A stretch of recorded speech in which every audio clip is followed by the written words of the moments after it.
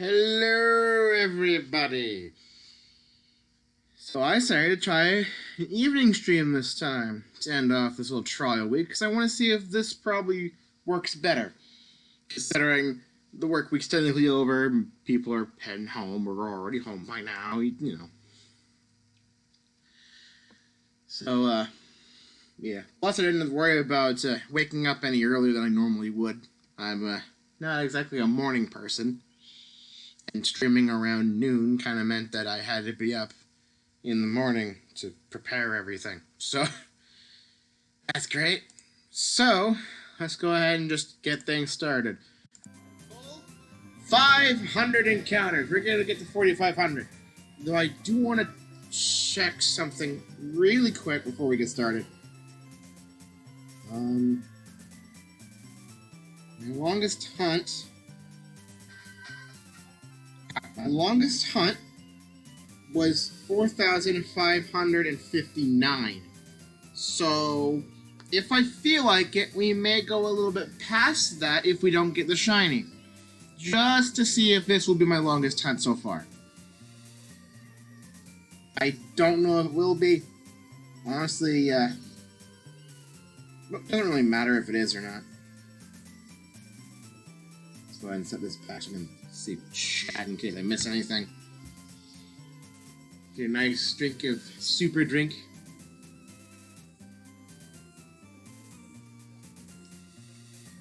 And we'll get started. I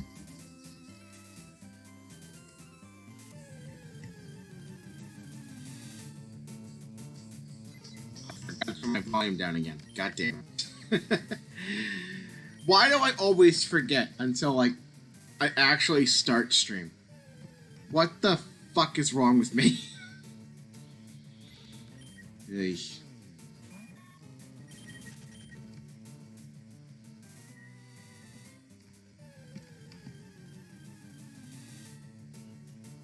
don't really have much to talk about, though, as today starts. To be perfectly honest, I kind of talked about most of what I wanted to over the last week. I did make a comment towards the end of last stream where I said I had plans for something that was going to change about stream, that was going to show off this stream. Stream. Unfortunately, it's not quite ready yet, so I can't really show it. But that means, well, when I come back in September, it'll be a nice little surprise. So that's always exciting. I love surprises. Just kidding, I don't. I fucking hate surprises.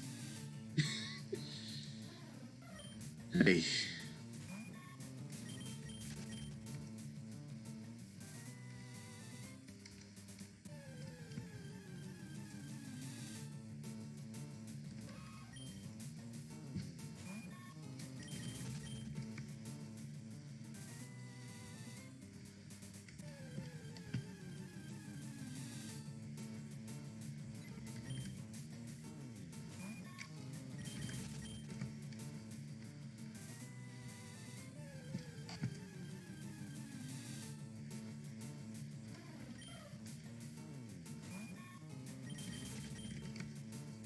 Now, I expect this stream to be about as long as the rest of them. A good, rough 2 hours. I say rest of them, but a couple of them were cut short. But, yeah, we're going to do 500 encounters. We're going to get to 4,500. We may push a little bit further to like 4,600, just so we can see if this hunt will be the longest one yet. And I personally prefer to end it on a more round number. Just a personal preference thing. I could just go solely based on time, but then the number would be something random, and I don't really like that as much.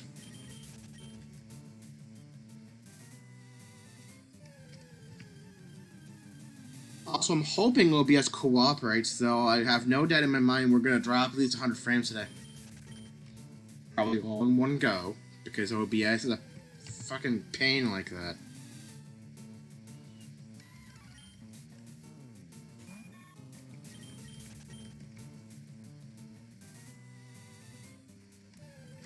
Still have no idea what's causing the frame drops anyway. Because everything seems fine, but I just don't know. I really don't know what else to check. Because the internet's better than back in the old place, and the old place had similar issues. CPU usage is fine. Memory usage is fine. So I'm not really sure. I'm still betting it's just Twitch being a dumb fuck. So, Ain't technology the greatest?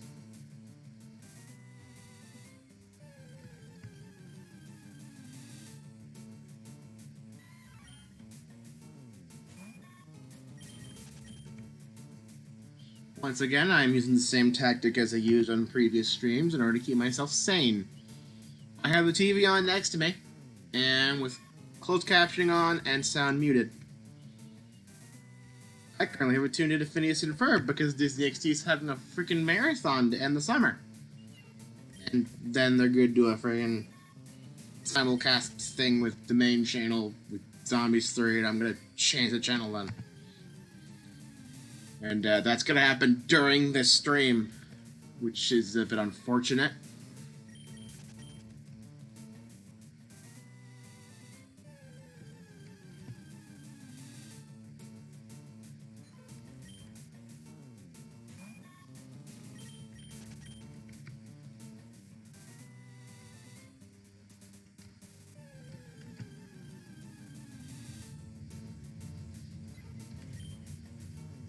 There's also a Nintendo Switch ad right now, and that just proves something I've known for years at this point. Disney XD has the best ads out of the main 3 channels for Disney. The ones that actually have Disney in the name.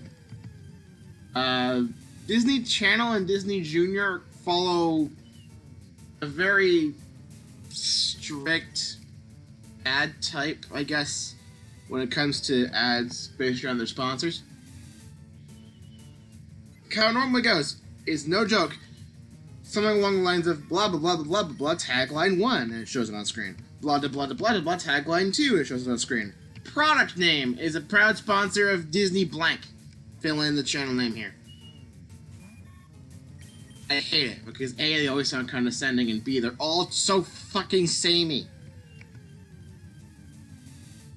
And they usually try to shoehorn some bullshit about friendship and family and having fun and all that sort of stuff. And it's just like, stop. Just stop. Meanwhile, Disney XD is like, hey, we're not just targeting a general audience as much. We're targeting people who are more in their teens or preteens. Hell, the channel name is Disney XD. It's literally just a fucking emoticon. So, they actually do proper ads. They don't fucking dumb it down or use the weird tagline format. They use just normal ads. Like any other fucking channel. Sadly, I think XT is going to be the one to shut down first, meaning we're stuck with condescending ads in the other two.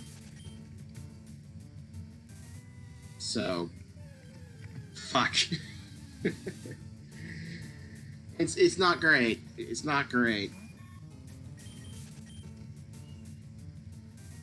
It really isn't.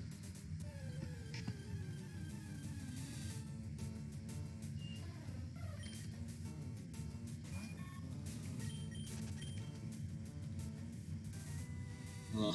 And then now She-Hulk ad's on. God damn it. I'm looking away from the TV now.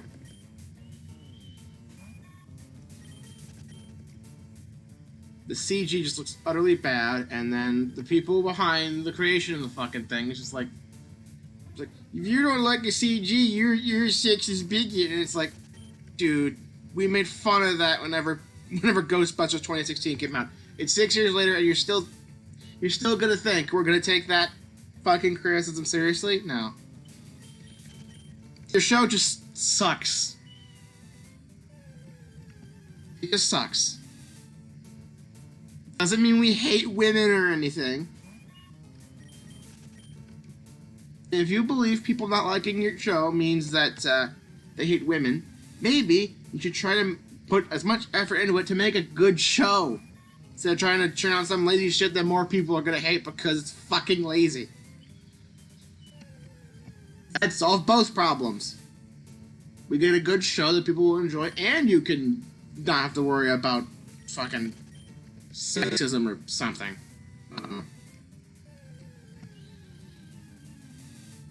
But if you're physically incapable of giving a fuck, then,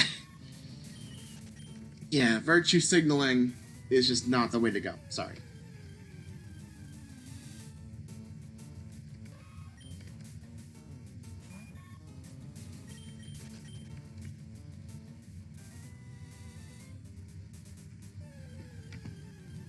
I'm not even saying that Ghostbusters was the first time something like that happened. It's just the probably most prominent example. That's the first one that really, like, took a lot of fucking attention. Because that was, like, the biggest movie to do it at that time. And then it started happening for all sorts of things afterwards with race and sex. And then we just kind of mocked it into oblivion. The fact that the people behind She-Hulk are trying to bring that back is just kind of insane. It's not a valid argument.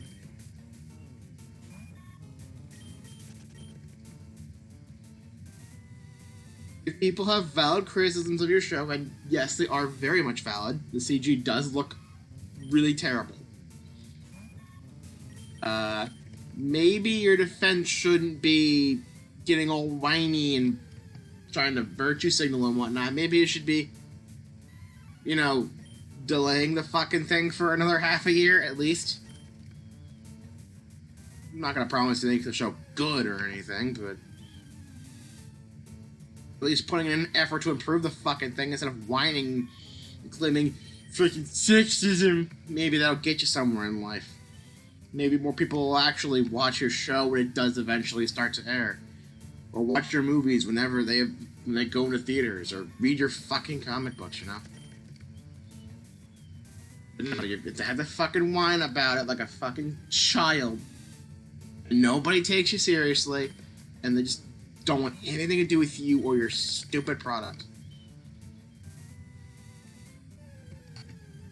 That's just how it is.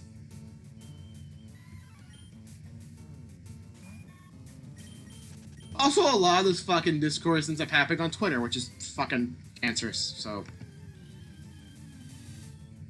Guess how much of it I have to be subjected to just trying to look for fucking tweets about, like, my freaking content creators posting a video or something, because I can't fucking trust YouTube recommended. I'm not ringing that damn bell and getting my notifications filled with a whole bunch of videos I may or may not watch.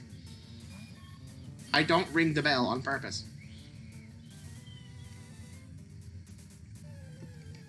I just kind of see no point in it. If it's a channel I like watching, I'm just gonna search them up anyway. Or I'm already watching them and YouTube's like, here, I'm gonna fucking flood your algorithm with it. Sure, your recommend is nothing but the stuff you're watching anyway, so like, whatever.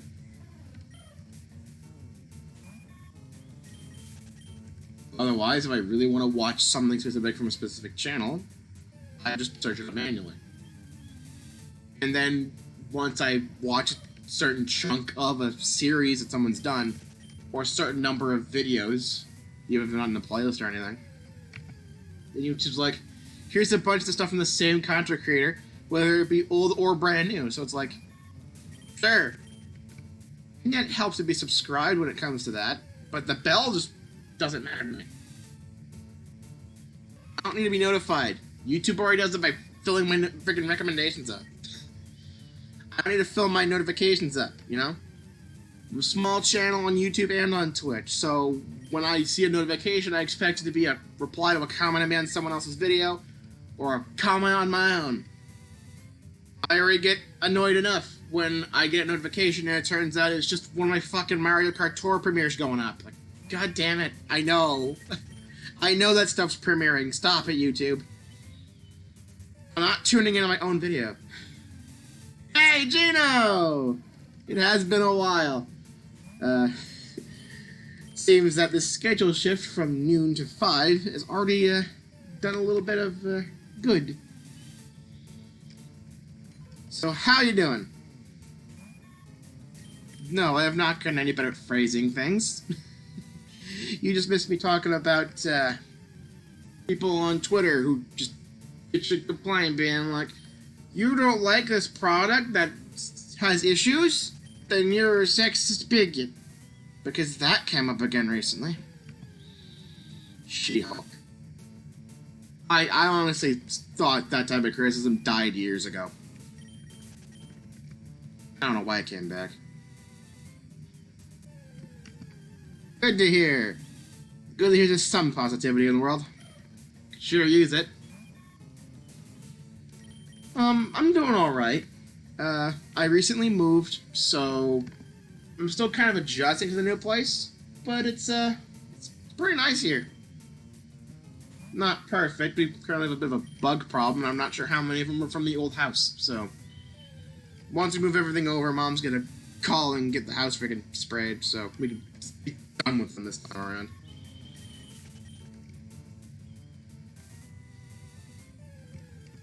But that's pretty much the worst part.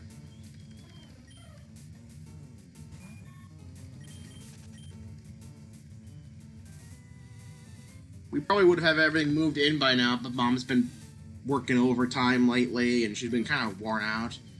And this weekend, she's doing a yard sale to try to get rid of some of the stuff that we don't want to keep, that she just found during the moving process.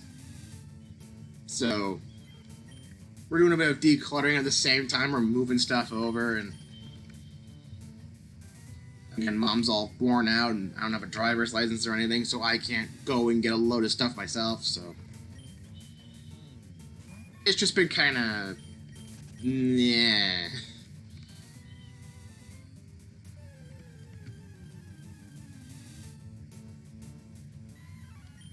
I knew moving was going to be kind of complicated, but I didn't think it would be this bad. Especially considering how much stuff Mom tends to pack whenever we go on vacation. You think it wouldn't be much different than that, but, oh well. What are you gonna do?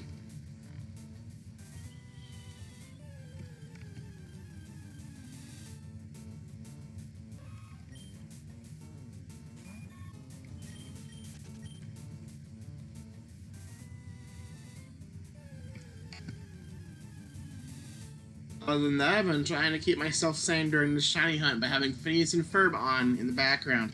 Muted and with the closed captioning on.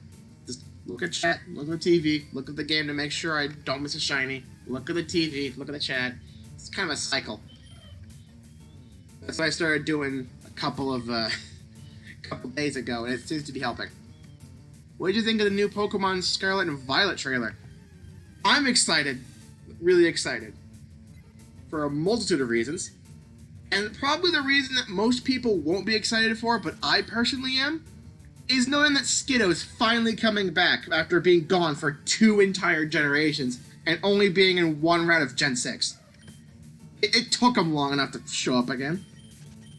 And I'm probably the only one who cares because, it's just Skiddo. Like, whatever. But, Skiddo actually kind of means something to me. Because, I don't know if I've told this story on stream or not, but this was back when X and Y had just come out. I used to go to music therapy because, autism. And one of my friends had a 3DS with Pokemon, I want to say X, and he was just playing it casually. I think he already beaten the game. I mean, I know that there's more than one person who cares, definitely, but, well, I think it definitely got overshadowed by stuff like being able to ride the fucking legendaries from the start. Like, that's really cool. I'm personally getting the Jet Dragon bike, so, yeah. I'm getting Violet. But, as I was saying, I wasn't allowed to have Pokemon when I was younger because Mom's, that type of person. Overly religious, jumps on the bandwagons way too late, and stays on them even after they sunk. So I really wasn't allowed to play Pokemon as a kid. But my friend was like, hey, I gotta go to the bathroom. You want to try out Pokemon for a bit? And I was hesitant at first because I used to be an obedient kid. I've definitely been a bit more relaxed about that in recent years. Just because some of the rules that Mom made are just kind of insane. But, how it went was, he let me play on his 3DS for a little while when we went to the bathroom. He told me, stay in the route, don't wander off anywhere, and if I see a Pokemon, I'm allowed to catch one.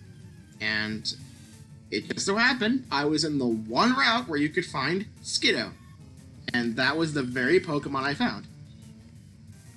So, my first Pokemon I ever caught was Skiddo.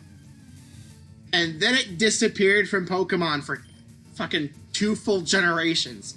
They weren't in the wild in Gen 7, and they were not able to be transferred into Gen 8 at all. So they were just gone. Glad to see him come back after so long. I think it's the only time thus far in the entire series of Pokemon, to my knowledge, where a Pokemon is debuted and then only put in one route in its debut generation and then just completely disappeared from existence and just kind of forgot about. It's weird. People make fun of the Koraidon. Yeah, he just kind of floats. It is kind of dumb, but you know what? It's not the dumbest animation thing that Pokemon's ever done.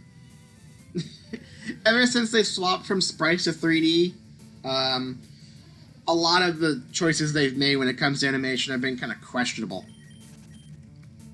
I think some of it is due to style. Like, some of the Pokemon moves using, like, the same, like, one animation in 5 different ways. I think it's because it's meant to be a bit more, simple. To kind of keep the same type of look as these old sprite games. But some of them, some of them just look a bit off. Some of them just look a little bit off. And I'm not sure how much I can excuse the artistic intention for that. I think they can really only go so far. Yeah, it is kind of dumb looking. I personally think it kind of adds to the charm, but whatever. Honestly, I just think it's cool we get the legendaries from the start and just freaking ride them. Like, that's neat. I don't think we're able to technically own them or catch them or anything until like some point late in the game, so that way you don't have a freaking OP Pokemon at the start or anything. Because that would just be nuts. But it is kind of cool. I'll admit, it is kind of cool.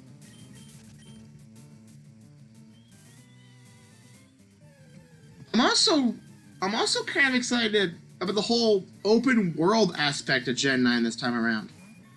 Because that seems to be a trend with a lot of video games going forward. A lot of them just kind of transition to more open world type styles. Zelda, you could always say, had kind of the open world route that kind of always started as open world with Zelda 1 and stuff. But they went back to it for Breath of the Wild and its upcoming sequel, most likely. Kirby got his first actual 3D game. Not really open world, but a lot more open per se than previous Kirby games. Sonic's going open world with Frontiers. Now Pokemon's taking a more open world approach. And I'm all for it, but I think we might be getting a bit more saturated in terms of that gameplay genre than I would really like. I'm still excited for it, but I think like after Pokemon Scarlet and Violet and Sonic Frontiers come out, I think maybe we should start dialing back a little bit. I'm just worried about everyone jumping on this trend and becoming oversaturated, It wouldn't be the first time something like that has happened. Maybe I take a little bit of time to mention Battle Royale games blowing up in popularity after PUBG and Fortnite became huge. Especially Fortnite. So,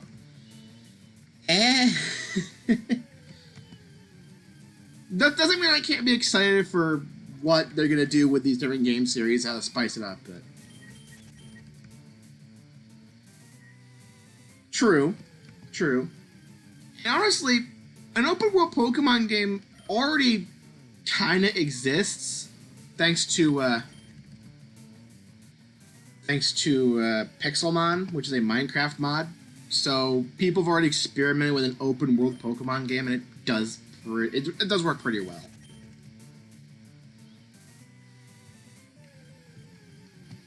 It's more than passage being the champion. It's a champion, not the.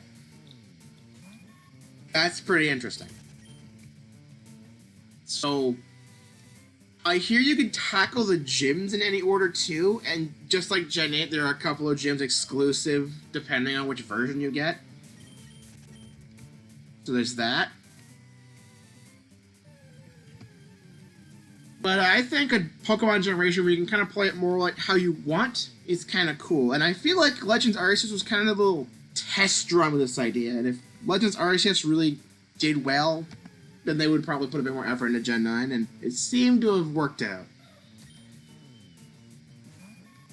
For a bit of a practice run into this sort of stuff, I think Legends Arceus did a good job. I personally haven't played it, but I've heard great things. I wonder if they'll keep up the Legends series after Arceus. I feel like they would.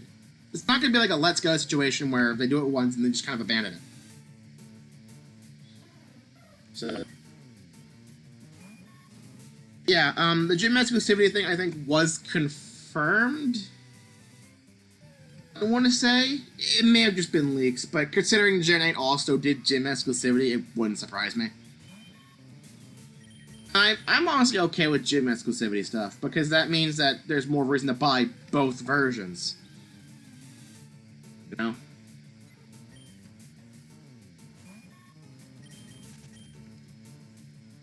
Still, they do act like it's a good thing to just have one version. You just trade a little Pokemon you miss and everything, and the games aren't too different or anything, but, you know. Having a bit more of a difference between the two makes it a bit more of an actual choice to think about. I do like that. Let's just hope that Skiddo's not version exclusive, because that would be annoying if I get Violet and I don't get a Skiddo because they don't spawn the wild in Violet. That'd be so annoying. But I haven't heard anything about that. Also, can we talk for a second about the new Wooper form? So cute. I love it. I absolutely love it. I love that they've been doing regional forms, kind of remixing old Pokemon starting in Gen 7. That was one of the best things to be added to the series. I absolutely adore it.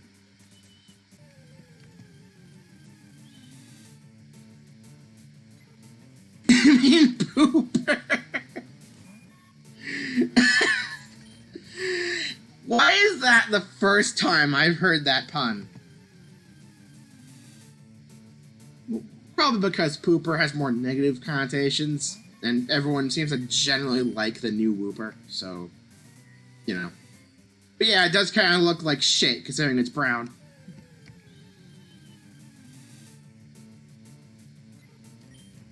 And if what I saw was correct, if I'm remembering correctly, I think it's a poison type? Which is interesting.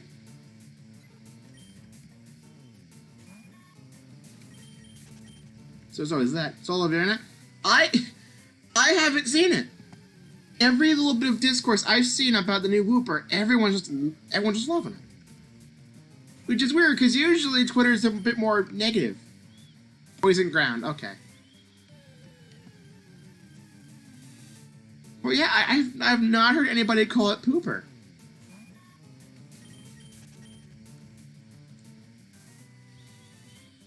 Any YouTube videos I've seen, no one said it. I haven't seen it on Twitter, and I honestly don't use much else when it comes to social media, so... eh.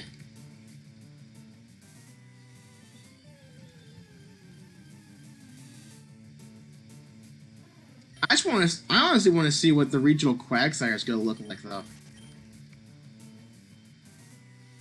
Will it still have the freaking scream face? I want to see if it still does this little, like, quack thing, you know? Like in that fucking, like, Source Filmmaker video, you know? The Quagsire just rises up and then the head just extends. I love that video. It's a classic. It's a classic. The chance it won't evolve? Yeah, I know. But it might still, you know? Like Zigzagoon, when it got a Galarian form, still evolved into Linoon before Obstagoon. So it could still evolve in the Quagsire and then evolve past that.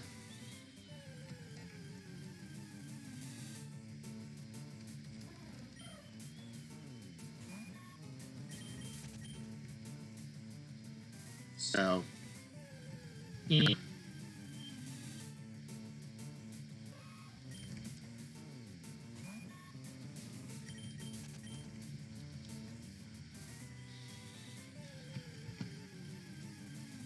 But if it doesn't evolve in the Quagsire, I wonder what the hell it could possibly evolve into.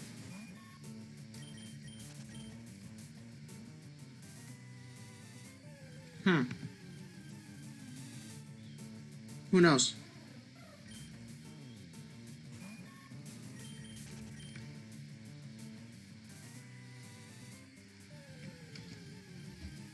If there is anything I've heard mixed opinions on, it's been the new crystal forms they've been putting in the ads.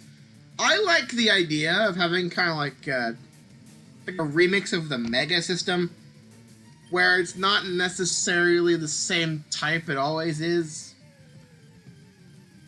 And you can catch two different Pokemon of the same species and they could have different typings for their special form. The hats, I'll admit, do look a little bit weird.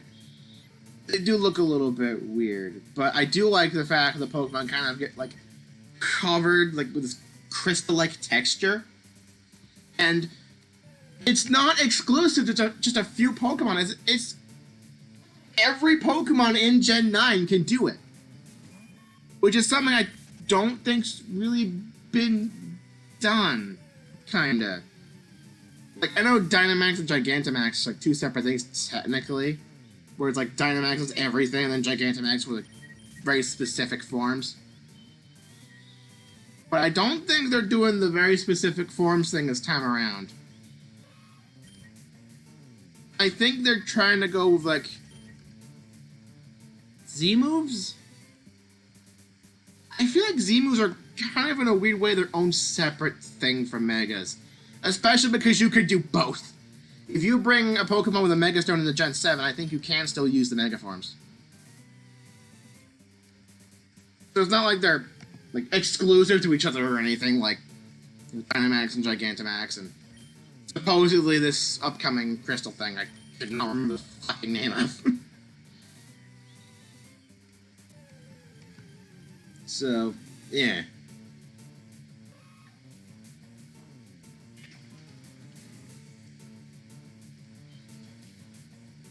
I do like the fact that, like mentioned before, the typing of it can be different between the same species.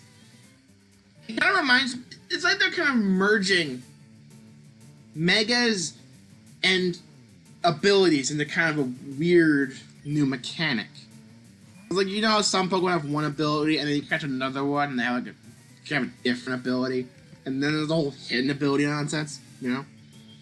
I wonder if it's going to be something like that, where it's like more common type, a more rare type, and then a type you can only get from like breeding or from extreme luck.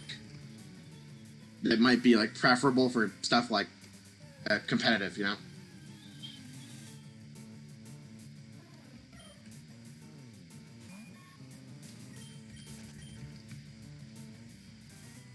It's just the protein ability? I'm not meaning, like, exactly, like, bringing in abilities, per se.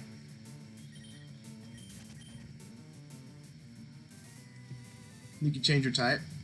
I know the type changes to match the form, but I think the form is predetermined for the thing you caught. And then you can just catch a different one that may have a different form. Like how you can catch a Pokemon and have it have one ability, and then catch the same Pokemon later and it has a different ability. Some just have two.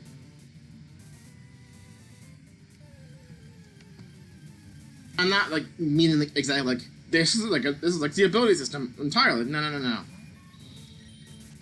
It means more like there's like variance between Pokemon species, so they're not all exactly the same. Like you're not guaranteed a normal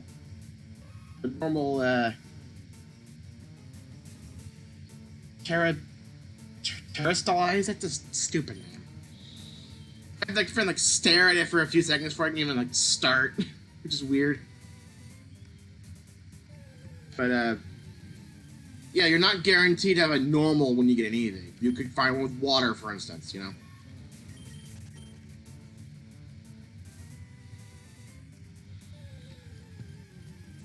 I personally don't really care about abilities that much, and I probably won't care about specific forms on specific Pokemon, really.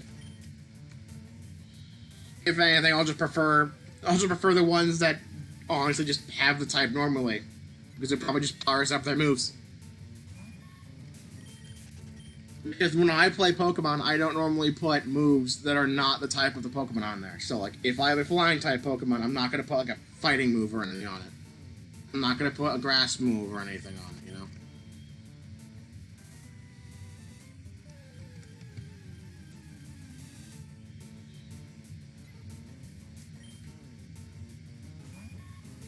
That's just how I play. It's probably a terrible way of playing, and I know competitively it's fucking trash and I have some variance in your movesets, but I don't know. I just like taking advantage of the same type attack bonus, so there.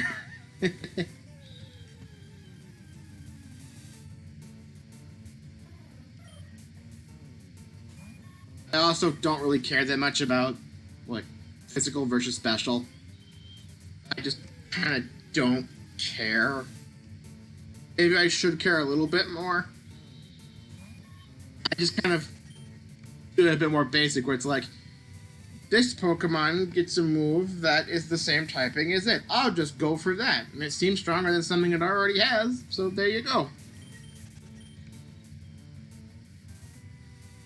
I know playing that will result in me getting worse moves at times than just having something different and random, because, like, what if the Pokemon's not a physical attacker and it gets a physical move that has a power number that's higher?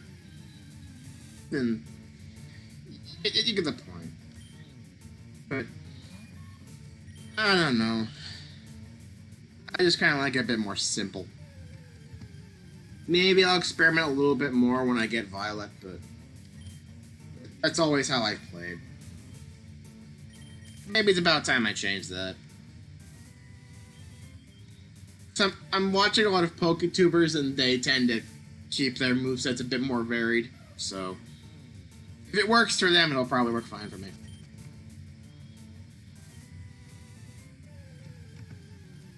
The only exception to my keep everything the same type thing I do is normal types, because normal moves fucking suck for the most part. So I usually put type moves on them. Except for maybe like Quick Attack. I usually keep Quick Attack on them. Because I like priority moves.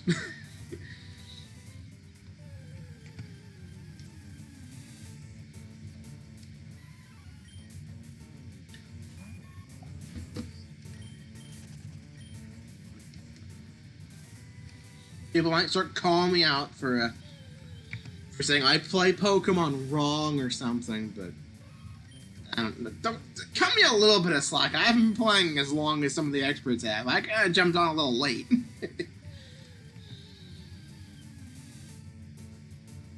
So can you really blame me?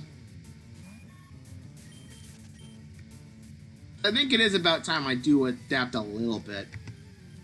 Especially with a new game coming out, I think I might want to switch it up a little bit.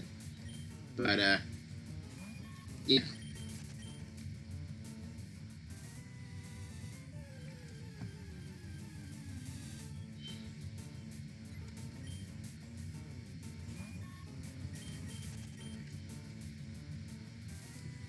speaking of watching PokeTubers, I'm currently binge watching a and this is a fucking mouthful. I'm gonna pause here and just make sure I get it all. An Ultra Sun and Ultra Moon 2v2 Soul Link Cage Lock. Yeah. It's a mouthful. Rhino doesn't even use its jet engines to fly, which is weird. It gets weird ear flying things.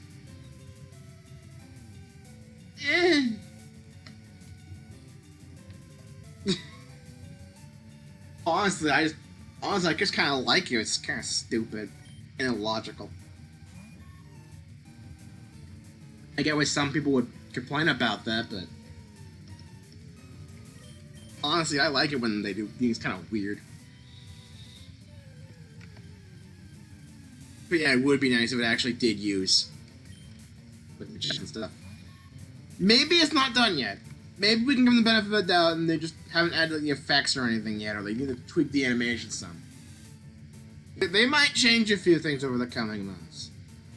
Like, people were complaining about Sonic Frontiers and how some things in that game looked acting like the fucking thing was final. Like that weird thing where Sonic would just kind of stick to slopes at like really sharp angles. We would run up the wall, and then as soon as he got to flat, he wouldn't go flying off or keep his momentum. He would just kind of straighten out. And then everyone started to think, like, oh, that's the final thing. It can't possibly change in the next few months. And then we saw more gameplay footage a few months later, and they had fixed that.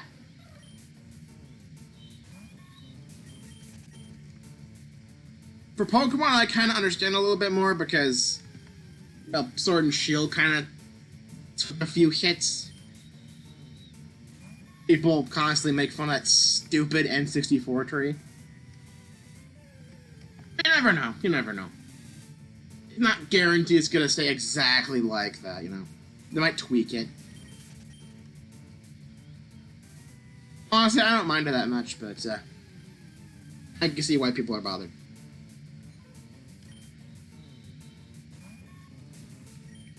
But anyway, I've been watching that 2v2 Soul Link Cage Lock thing, and it's quite interesting. Like, I know about these different types of Nuzlocks, and combining them together in all these weird and special ways is just kind of interesting. So, it does become a bit of a mouthful, especially when you get some of the longer game titles. You know shit's good when the trees look good. You know what? You're right. Yeah. Honestly, I didn't care that much. Maybe I would have taken it a bit more seriously, but people really started to kind of whine about a whole bunch of things when Gen 8 first came out, like the freaking hashtag bring back the National Dex crowd. Like, sure, you can't have every Pokemon go into Sword and Shield, and the reasons for not putting them in were just kind of, well, but honestly, we're gonna get to the point where I think this generation, I think Gen 9 is gonna be when we finally do it. We're gonna cross 1,000 Pokemon.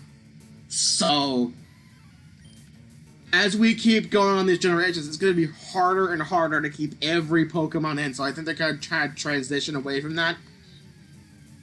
But the National Dex is still a thing. It's called Pokemon Home. You can still complete your Pokedex using Pokemon Home. Yeah, people are still on about it, despite the fact, like, it's a freaking directional shift, and it's gonna stay that way for the most part. Because we're gonna get to the point where, like, a decade from now, we're gonna have, like, nearly 2,000 of these fucking things. There's no way in hell we're gonna fit them all in one game. And even if we did fit them all in one game, balancing them is gonna be a fucking nightmare.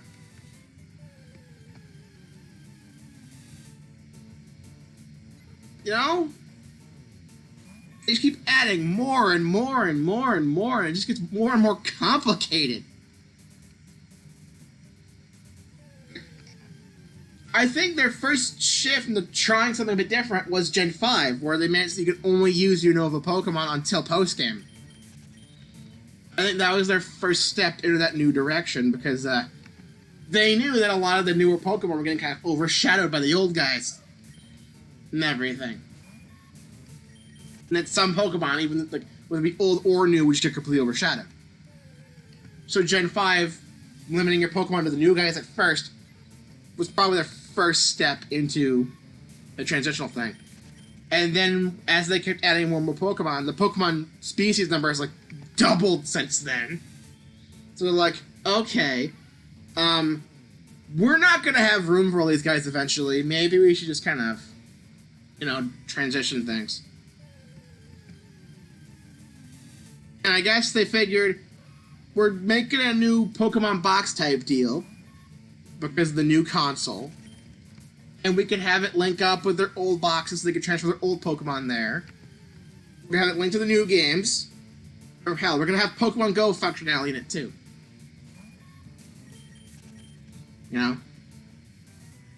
So they also just brought the National Dex there. So they could focus on having Pokemon they want in each generation and balance each thing accordingly. And then for the people who want to catch them all, they can get other games, just transfer up, or at the very least just play Pokemon Go. Because your National Dex is now just on your phone with Pokemon Home.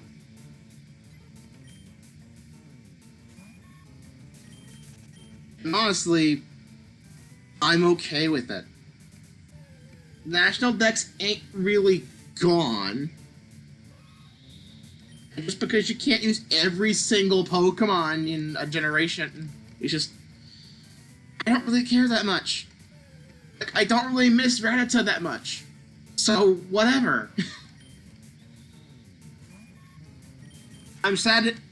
I really only get sad if a Pokemon just becomes completely unavailable to get at all. Which Go-Goat kind of was. That's why I was a little bit upset until now, because Go-Goat just kind of disappeared.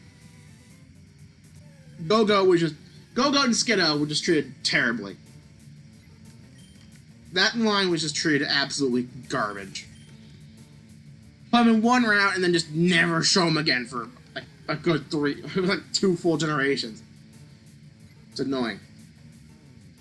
Like, situations like that, I get a bit annoyed. But if you're able to get all the other Pokemon, then sure. And as they keep making more and more Pokemon games, eventually you're going to be able to get every single Pokemon across the entirety of the games,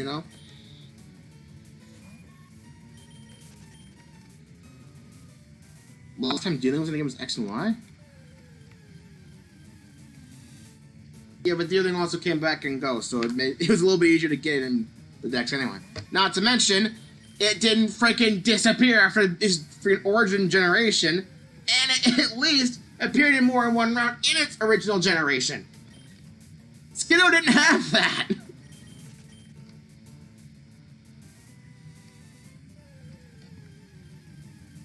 I can kind of understand a bit more why Deerling kind of left, because Deerling was based more around the seasons, right? Depending on what season your game was, you get a different form of Deerling. And considering Gen 7 was basically entirely always summer, in Gen 8, I don't even know what season that was trying to be, because there's all sorts of weather. Well, how is Deerling gonna work?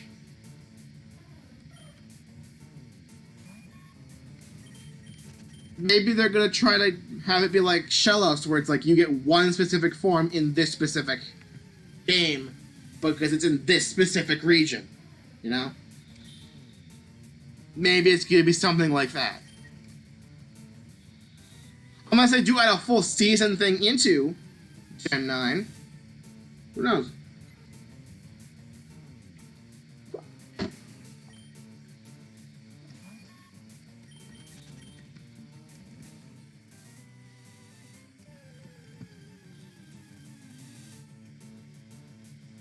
Really, it's their choice. I'm just glad that some of the choices they've made lately are ones that I like.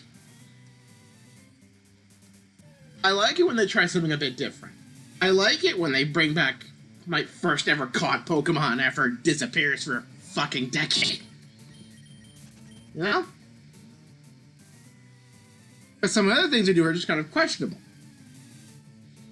And some things I can understand about, well, think about it for a little bit, but people who just don't think about it and just immediately go into like a visceral reaction about it, like, eh.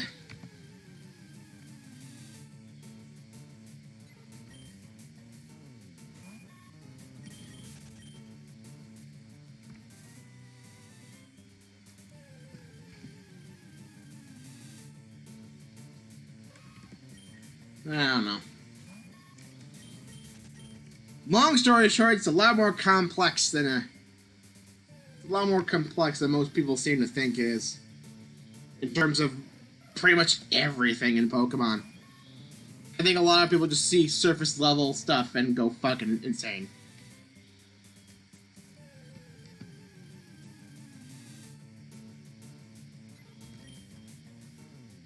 I personally don't mind the idea of the National Dex being like a freaking app. And being in the program used to transfer Pokemon. I can understand a game not having the ability to use all nearly 1,000 Pokemon because pain in the ass to fucking balance, and soon we're gonna have so many that we wouldn't really have room for a game. Unless we start making cartridges and CDs with like terabytes of data. That way you can have your high quality models for the game, all the Pokemon, and fucking thousands of these fucking things. But it ain't really cost effective now, is it? Maybe we'll get there. Maybe we'll get to the point where large storage will be a lot cheaper to get. I mean, they may bring back the National Dex in the old way, but I don't think it's going to happen for a while, if ever. I think it's just the direction they want to go with it, and I don't mind it. Plus, it means filling out the National Dex only once. You fill it out on your phone, and then you never have to fill it out ever again. Because it's shared between multiple generations at that point. Instead of having to fill it every single time you get to a new generation, and having to transfer all your Pokemon up, and that takes a while, you know? Plus, it makes stuff like a Shiny Charm easier to get, because they only care about the local Pokedex now. So, I don't mind it. I don't mind it. But to get the Shiny Charm in Sword and Shield, I think you only need the 400 base Pokedex Pokemon, right? Instead of having to catch all of them, all the DLC Pokemon, bring it up to 800, and then transferring everyone else over. Like, dude, that's a bit much.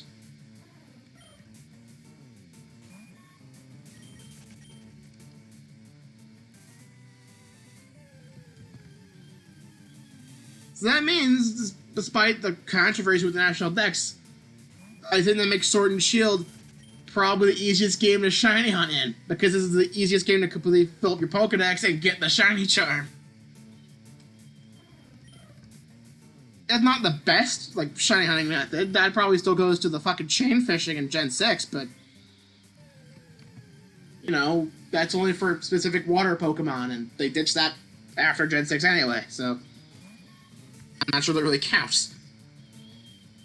Gen 8 just did the best, like, overall when it came to ease of access to, you know, shinies. Still, it's still rare. Still gotta fucking work for them, but, you know, it's a bit easier to get to that point now. You don't have to fucking go, like, get everything in, like, 3 different games across the entirety of the Pokemon series and just transfer them up with 2 different pieces of software and link cables and all that fucking mess, you know?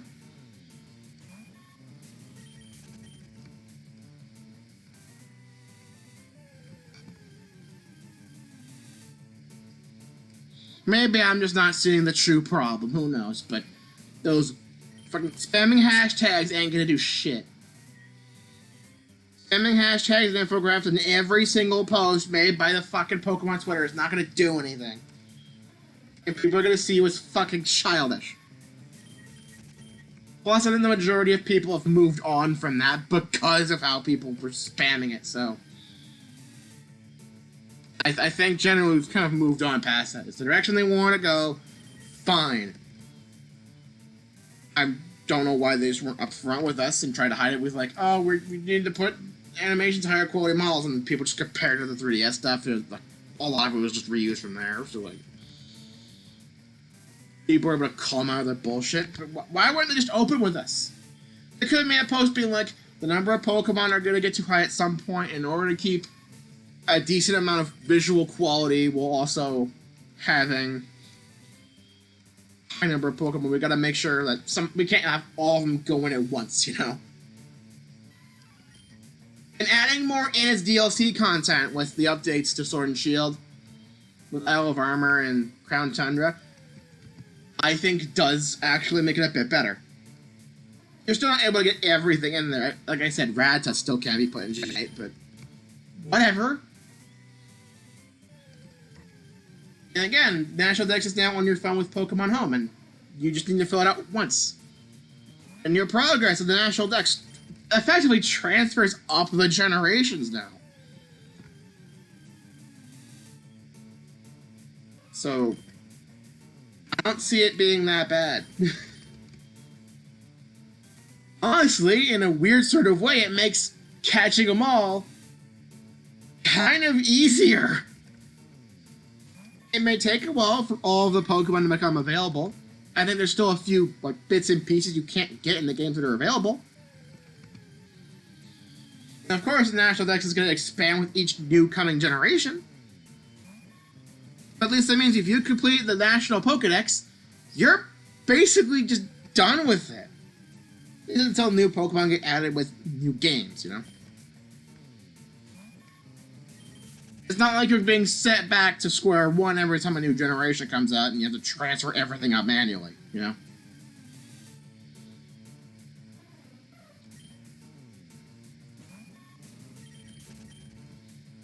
So I don't mind it.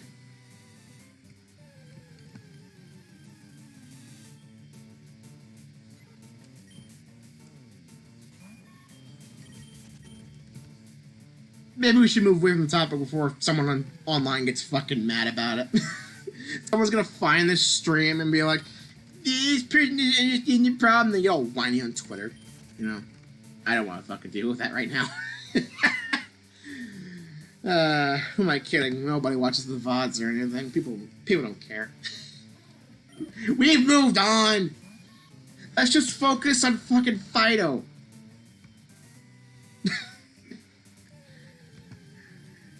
I'll admit, the new Pokemon they've showed off for Gen 9 so far, I love them. I love them all. They're great.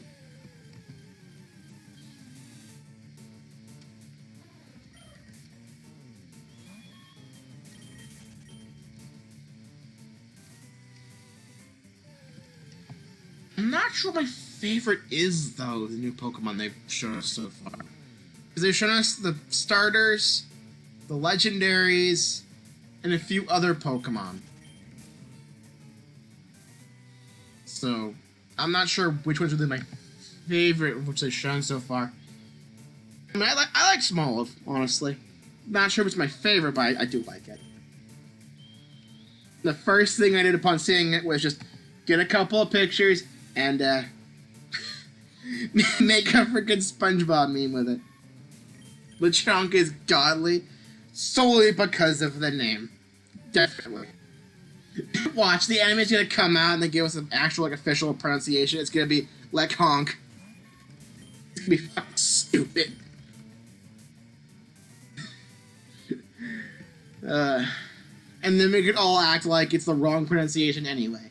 It wouldn't be the first time. May I remind you, there's a variation of the poker rap out there where they pronounce muck as mook. Just remember that. Mook. That is an official pronunciation of it. That is wrong.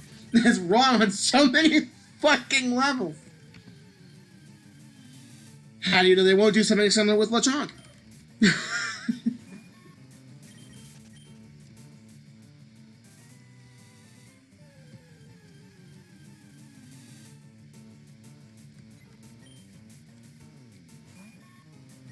By the way, if you decided what starter you're gonna get, I know what starter I'm gonna go for. I'm gonna go for Quaxley. I'm gonna name him Donald. I'm gonna be happy. My little Donald.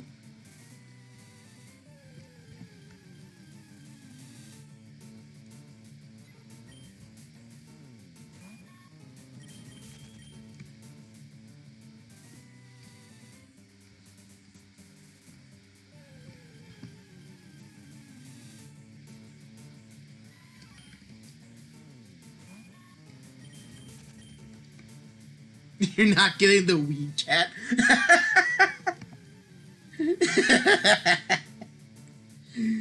Now that one I have heard before. That one I have heard.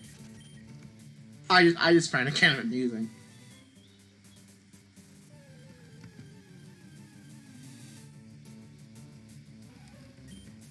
Apparently leaks have said that the weed cat, per se, evolves and eventually does stand up, and everyone just fucking lost their minds over it.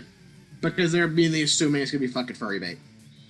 I don't blame them. Incineroar fucking exists, and they're worried it's gonna be that again, but I don't know what they're gonna fucking do with it.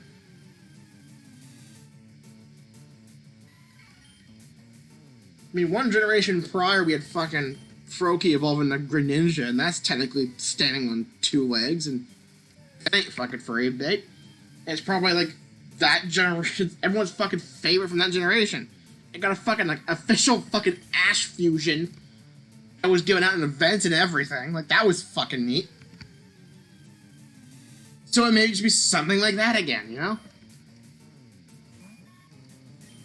I'm kind of curious to see what they do with it.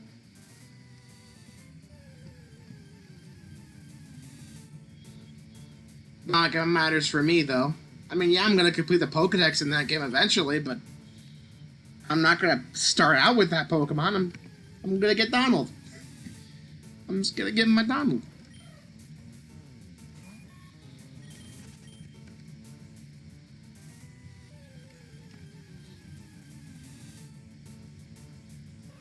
And let's not forget about the fucking Pepper Dargon.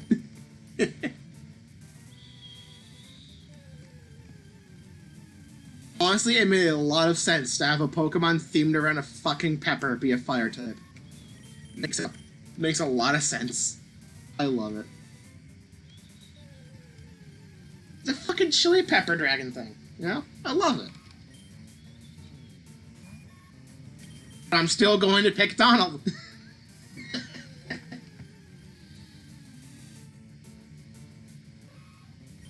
I'm also thinking of doing a challenge like this, where I go for a shiny on every route, like I'm doing here, as I progress through the game. I'm not gonna stream it or anything. I'm not gonna do two of these at the same fucking time. It's just gonna be in my own time. I'll just do some casual shiny hunting, and as I go, I'll just share what I find on Twitter, you know? A little highlight videos up of me finding these getting shinies. Absolutely fucking insane. You know?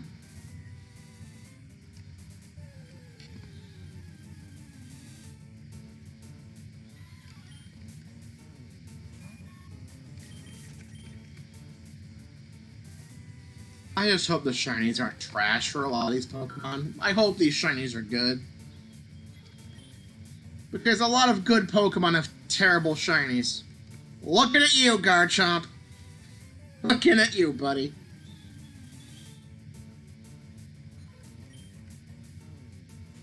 Speaking of shiny Pokemon, tomorrow is Pokemon Go Community Day. And Galarian Zigzagoon's in the spotlight, so that's a shiny I actually do really like.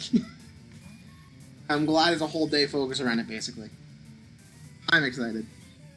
And since I moved, I found out that the community here is a lot more active than the community at my old town, which, mind you, is about a half hour away and is a fucking college town. It's also a larger town. I don't know how the hell that happened either. But you know what? If this place is more active, I'm okay with it. That means I can fucking trade more often. Good. I fucking give people some of my regionals that I have. Because I went to Georgia and Florida like this time last year, and picked up the 4 regionals from down there. Which thus resulted in me completing my Gen 2 Pokedex. That's great. It's going to be to find both fucking genders of Heracross, though. I kept finding females, I think. But oh well.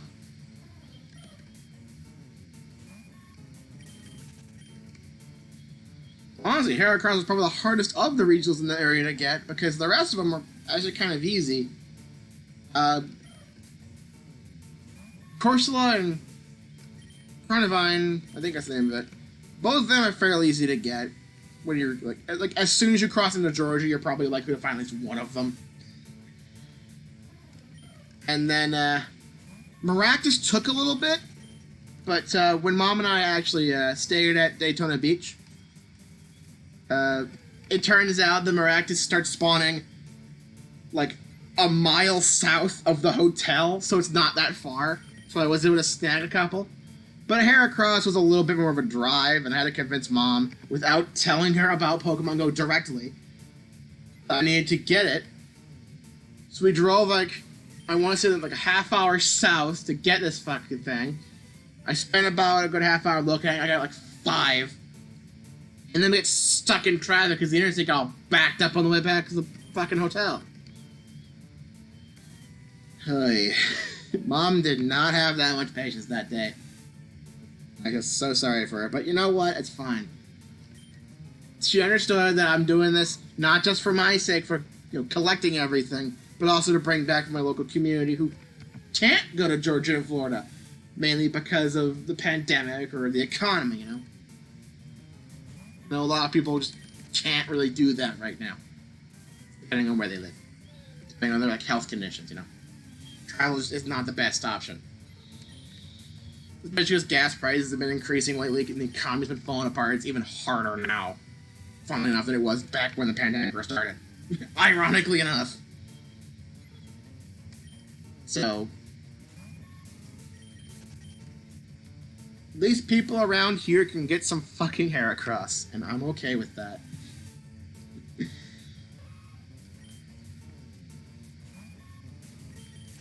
I also have a few other Pokemon I'm also willing to trade out. I have a lot of the One Piece Straw Hat Pikachu from when that event happened a couple years back. And I haven't convinced anybody to take any yet, I don't think. Maybe I convinced one person to take one. Back when I was doing a fucking, collection challenge. It involved trading, because those fucking trade collection challenges suck. But at least I was able to get it done. I have 13 fucking One Piece Straw Hat Pikachus. So, I have something that's honestly kind of rare, and a decent number of them.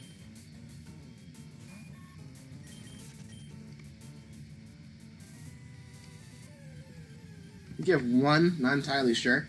Make sure it's not just a normal, summer Straw Hat Pikachu, because they are different. There was an official One Piece promotion event to celebrate, I want to say, an anniversary or something.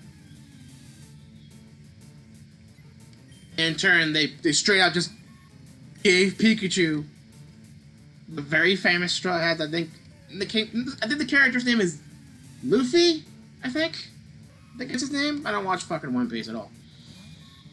But hey, if it means I get a fucking new head on my Pikachu, I don't care. Not sure if it could have been shiny, though, because I was not lucky enough to find one. If it even can be. I bet that's incredibly rare, if it is. I wonder if there'll be another collaboration event the next time an anniversary comes around for that. You know what? I have my phone right here. I've been using it to keep track of chat and everything and make sure the stream's still going, but fuck it, I can just load up Pokemon Go right now. Fucking check it myself. Because since these Pikachu were caught back years ago, the dates are blatantly visible as soon as you select them, so I know the exact dates when the event went down. Let me see here. Pikachu, and then just I had to scroll for a while because I have 168 Pikachu, and a lot of them are just duplicate. All of them are just fucking event dupes. You know? I have way too many flying Pikachu, for instance. I have a decent number of Rayquaza Pikachu, a lot of fucking Umbreon Pikachu. Just scroll back here a while. I have way too many fucking Mimikyu Halloween costumes. And hell, 2 of those I have are shiny. Let's see. Here we go. My earliest One Piece Pikachu is from July 22nd, 2019. And my latest one is from the 26th, so it was like a week-long event.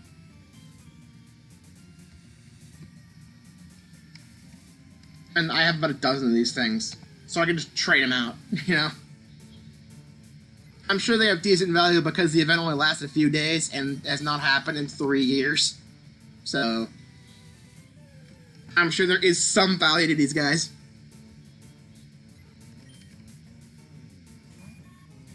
So do I, actually! So do I. That was back in June, correct? Back in June of this year? Oh my god, June of this year was absolutely fucking insane with my shiny luck. I'm gonna actually list off every shiny I got that month. Because holy fuck, it was a lot. Let's go ahead and just scroll to here-ish. Starting with this June.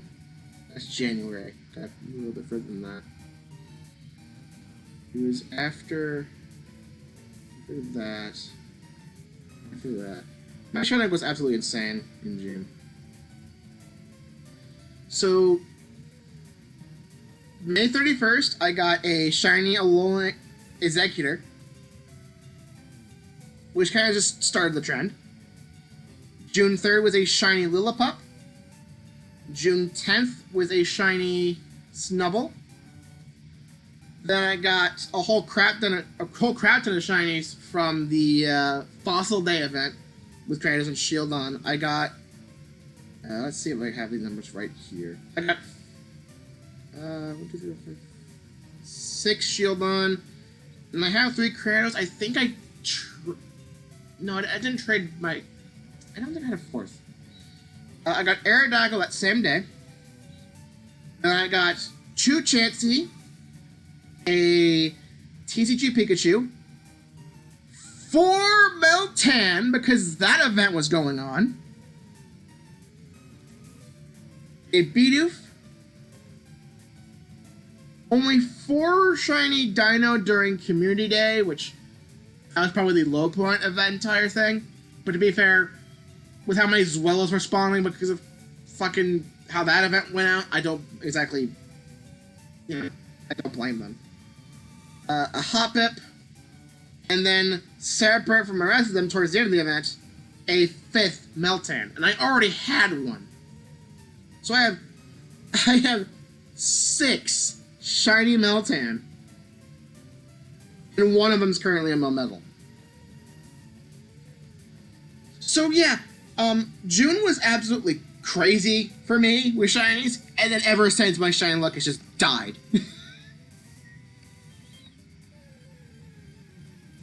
I have a friend of mine who lives next state over to the west. I think he lives in Oklahoma, which is technically does border Missouri, so it does count. But he started playing back when he lived up in Montana. I think I convinced him to play. A weekend, he gets a shiny Pidgey. Guess how long it took me to find my first shiny in Pokemon Go? To give some reference of when I actually started playing, I started playing in mid-March of 2019, I believe.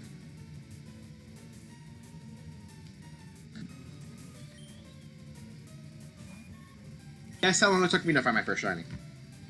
It took my friend almost a week. Guess how long it took me?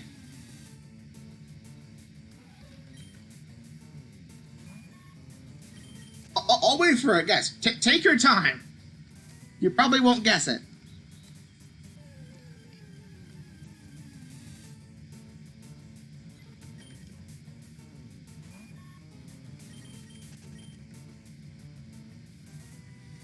Eight shiny Meltan and one shiny Mamel. Better luck than me.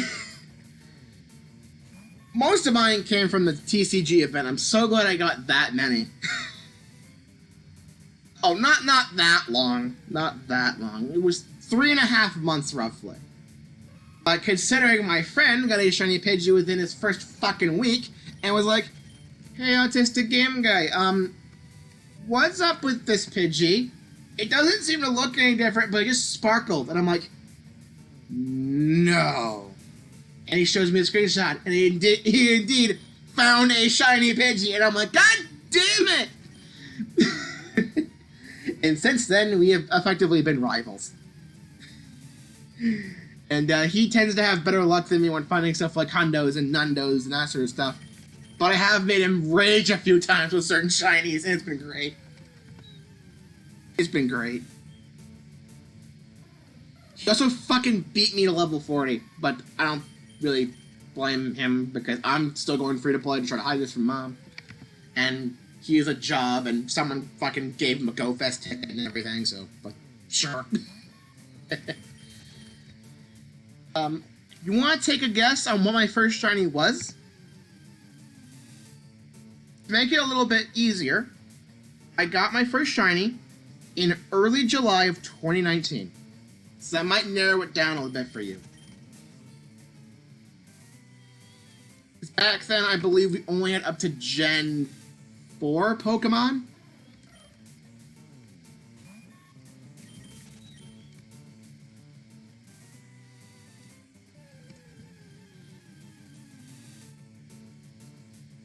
So that should narrow it down a little bit for you.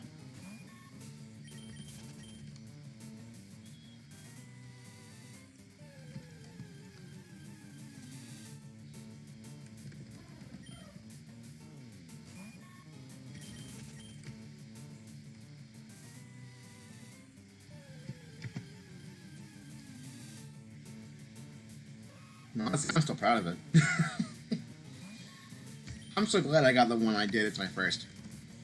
Because it was brand new at the time.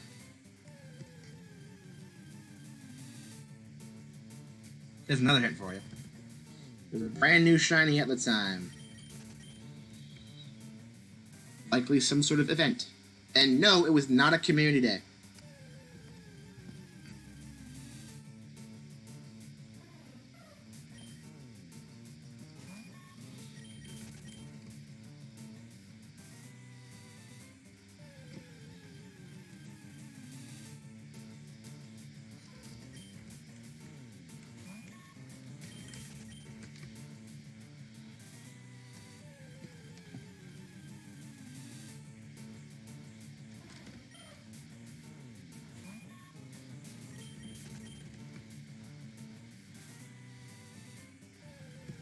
I'll just say it.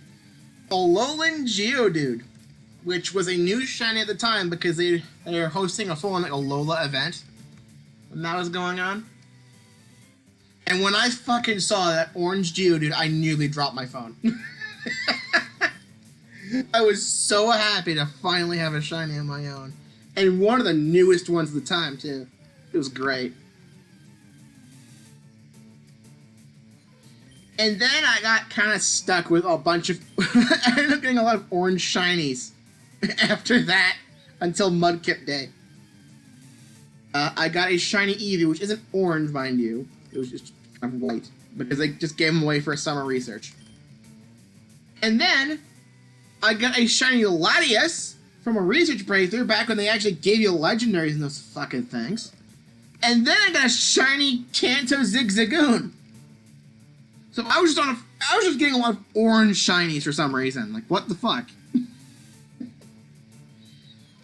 then Mudkip Day happened, and I got a whole bunch of those guys, and then nothing happened until Ralts Day, and I'm not really sure what my favorite shiny I've ever gotten is, but I think a shiny that would go high up on that tier list for sure is my shiny Absol from... Sorry, Hoenn, sorry. The old one, that's all I'm saying. Sorry. Slip of the tongue. Because we were just talking about fucking Geodude. So, anyway, as I was saying, I'm not sure if this is my favorite shiny, but it's definitely up there in this tier list. I have a shiny Absol that I hatched during Ultra Week that year. I have not seen one since.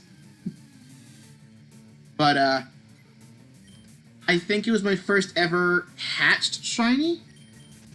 And I was just trying for Unknown. And by the way, I fucking failed. I did not get an Unknown during Ultra Week that fucking year. And I was so hurt about it. But you know what? I got a shiny Absol, so you know what? I didn't end up empty-handed. So, yeah. That's great. Also up there would be one from the month prior. I was doing some walking in the mall because, honestly, it's a lot easier than just walking out in the frickin' evening. In most times. On the way out, I got a shiny Psyduck, and I've been looking for another one ever since to complete the line. This little teal guy is just so cute.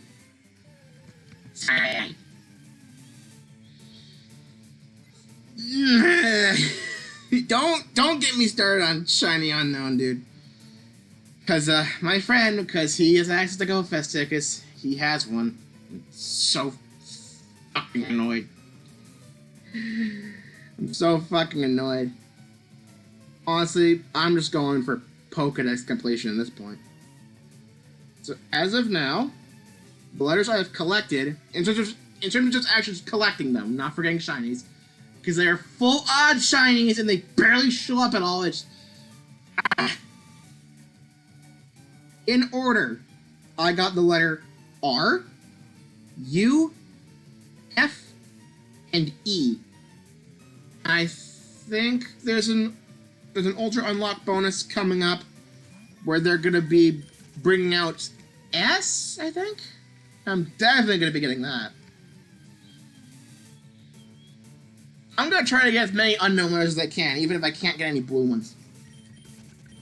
Which, funnily enough, since I mentioned shiny Unknown, you're fucking lucky.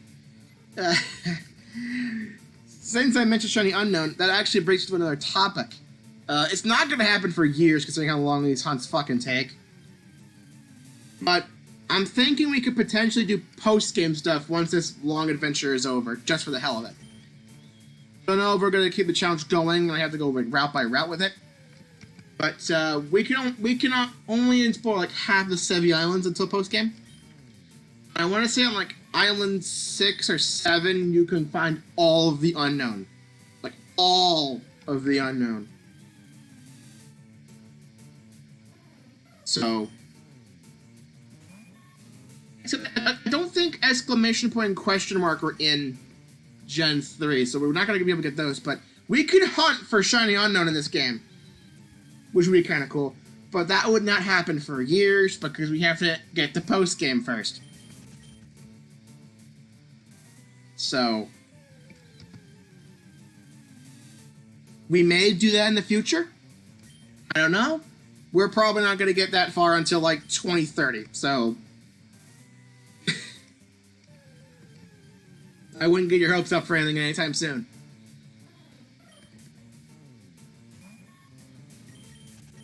So, I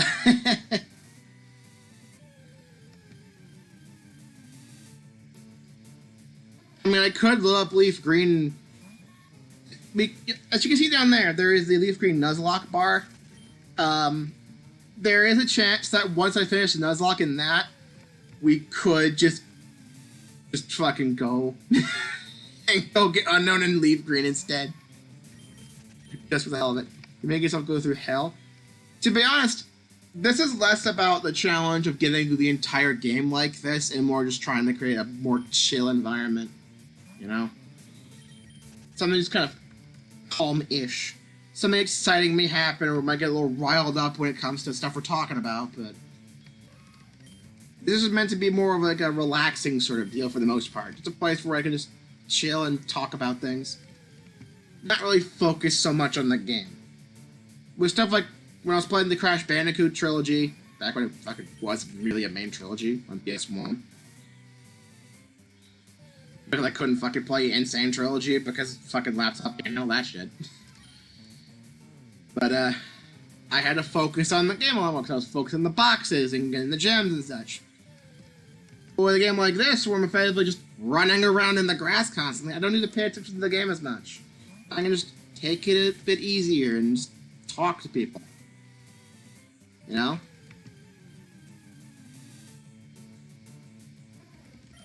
This is meant to be a thing where it's just meant to be a place I can just talk to people directly.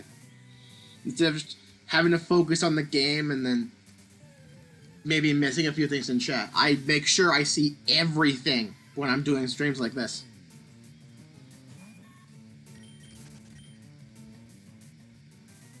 May I remind you, I believe this series was when we started the avocado meme. And that was back in Route 1, I think. And it just stuck. And let's not forget that almost every shiny Pokemon I've gotten so far has been named by chat.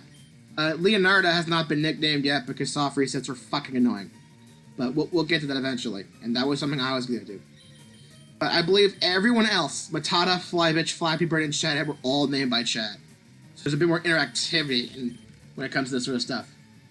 So,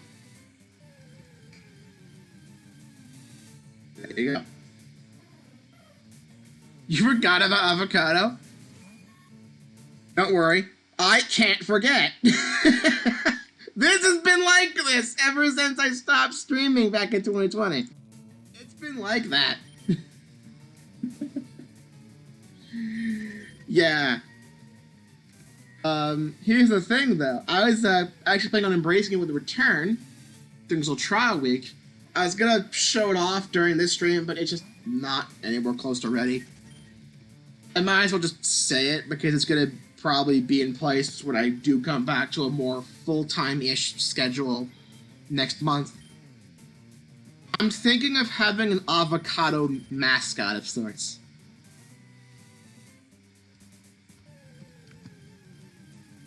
You can probably envision what I'm going for. Just like, it kind of has like a funny little face, little stick arms and legs. I'm gonna name him Avo.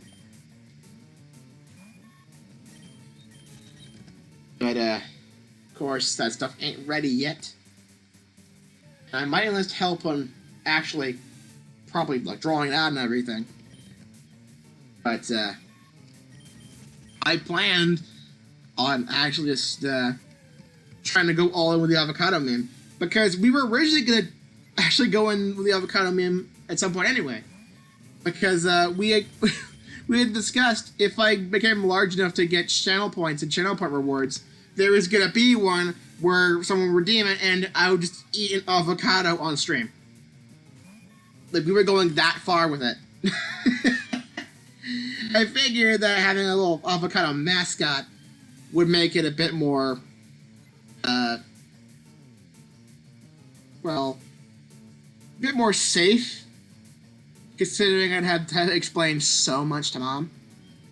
Plus, it means replacing this picture on the start screen, which doesn't even have a transparent background. It's just a fucking box. That's a fucking white box. I could do better. I could do better.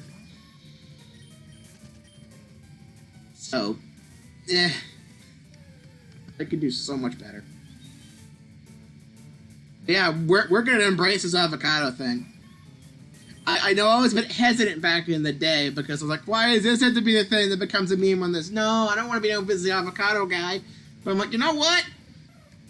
No, I think this will be okay. And I just started embracing it as we were going along, and you know what? Now I'm gonna fully embrace it when I do come back in September because this is just a trial week. And honestly, I think this stream has been my favorite of the 5 I've done during this little trial week. A couple of them are a bit tired. I was a bit tired. So they were kind of short and just kind of bleh.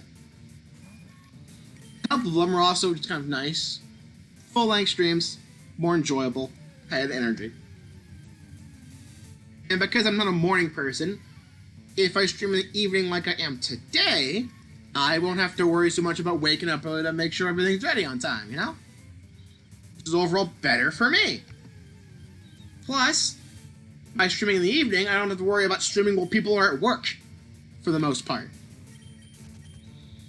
So it was a nice surprise seeing Shiny Abomasnow show up.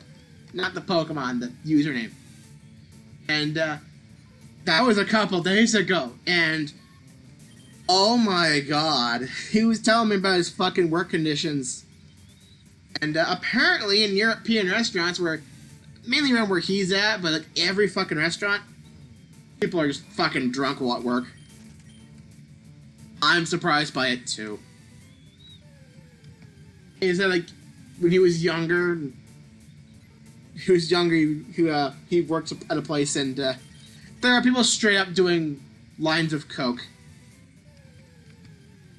I'm just like, how the fuck is this okay? And it's not just like people are just sneaking it in, just trying to survive the 13-hour workdays.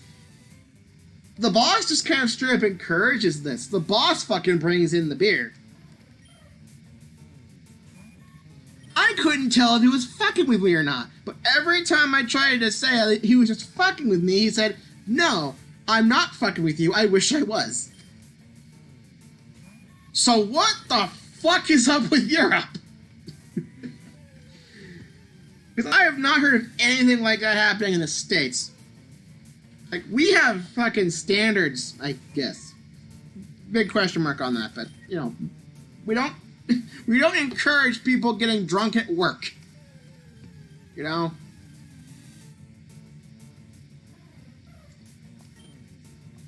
I still don't know what to fucking think about it.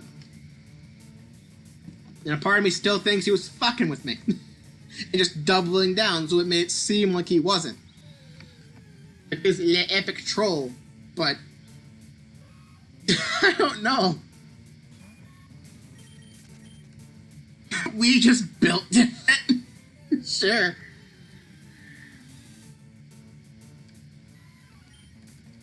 And he was straight up like, "Nothing's illegal if you don't report it to the government. They don't have to know." And I was like, dude!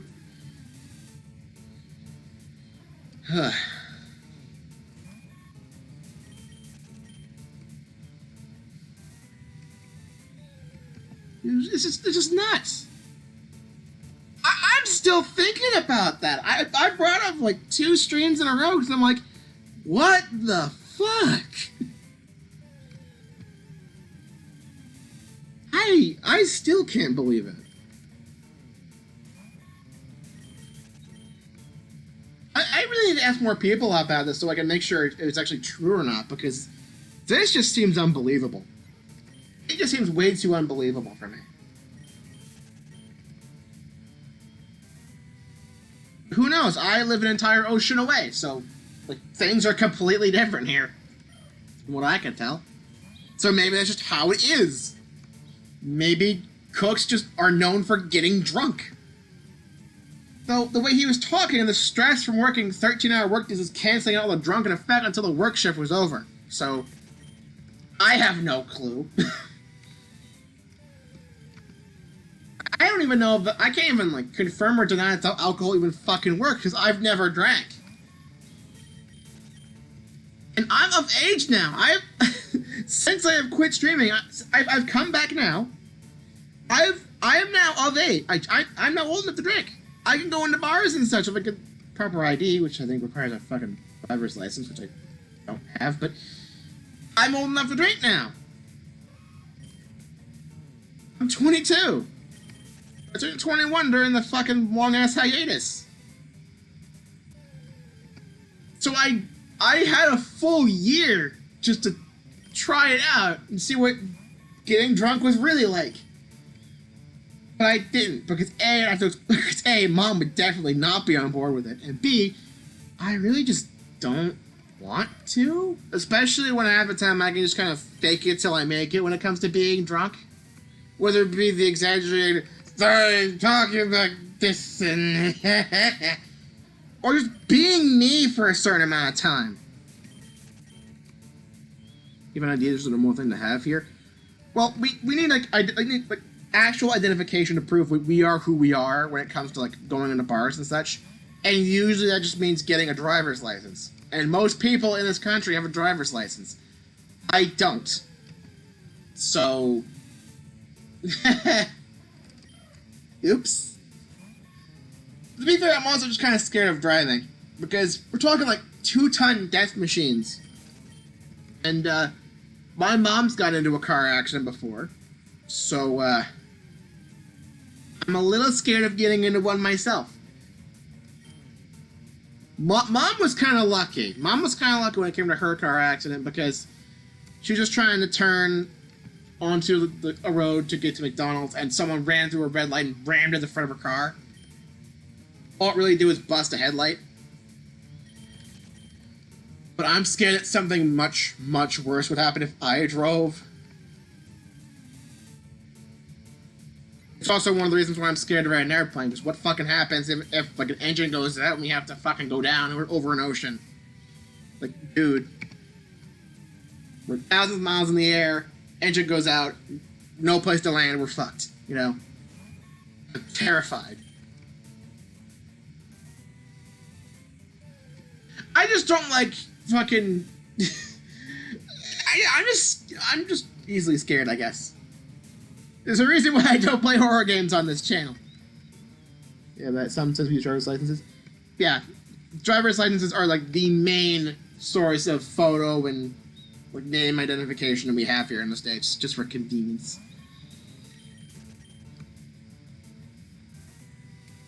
They also give us like proper like voter ID stuff, so you know there's that instead. So I can still vote and everything, but like I don't have a driver's license, so I can't like go into a fucking bar or anything.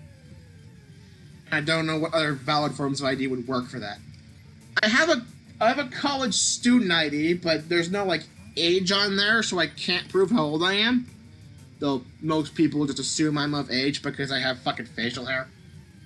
But I've had facial hair for years, even before I was old enough to drink. It's, you know, fucking puberty.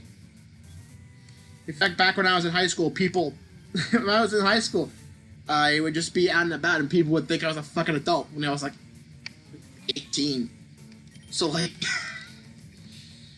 you know, I look more mature than I actually am. That's all I'm saying. You know, at some point I could do like a fucking face reveal on here. I did show my face in the past, back in like junior high. Like on YouTube with like fucking cringy webcam videos. But I have definitely changed looks since then. So someday if we reach like a certain like follower goal, modern day face reveal, who knows? That might be cool.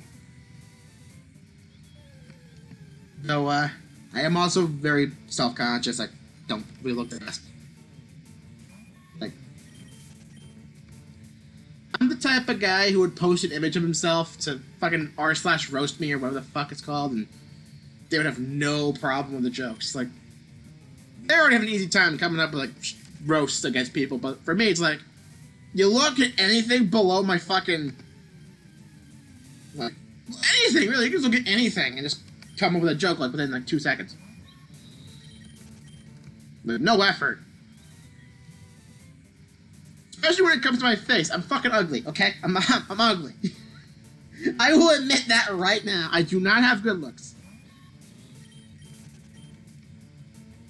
I look like the fucking Soy Boy Wojak meme. I basically just look like that. You know what? I did drink soy as a kid because Mom was trying to seek some sort of alternative to milk because I used to be allergic to a protein in milk known as casein. So, you know, we had some sort of alternative, and Mom tried soy milk first, but then she saw I had stunted growth and everything. I wasn't hitting puberty as fast.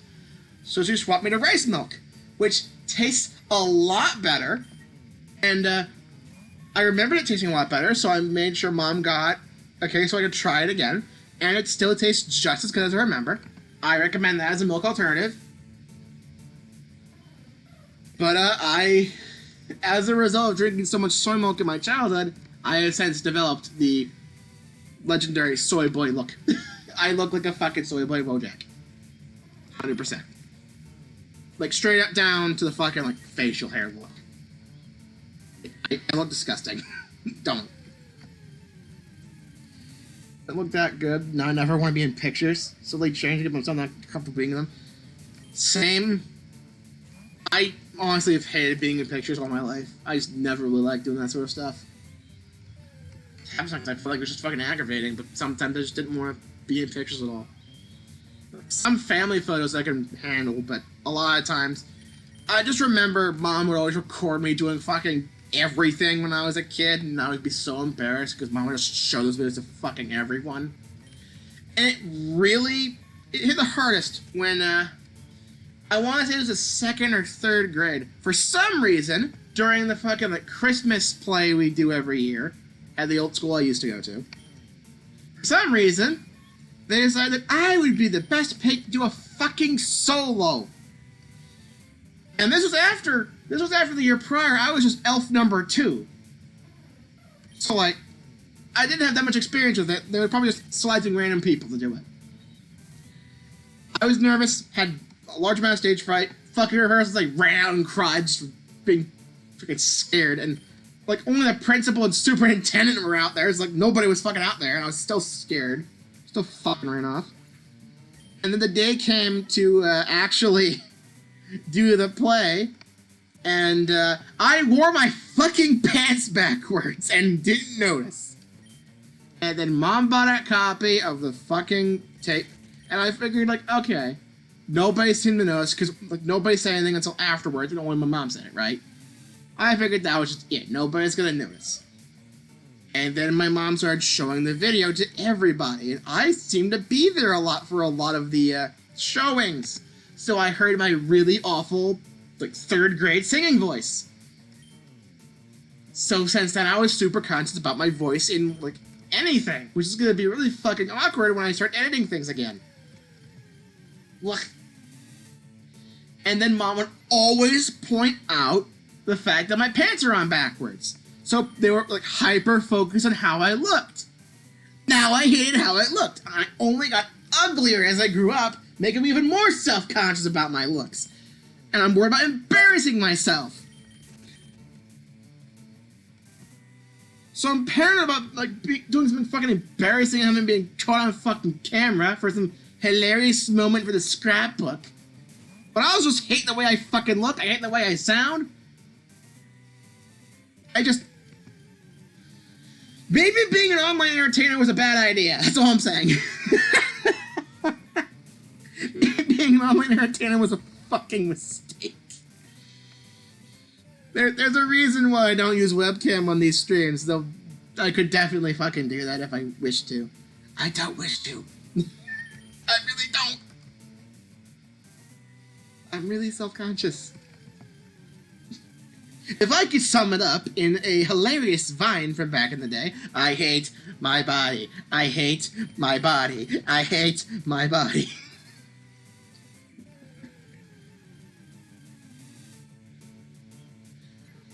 Worst part is, the people in that vine look a lot better than I ever did. For one, they're not visibly overweight.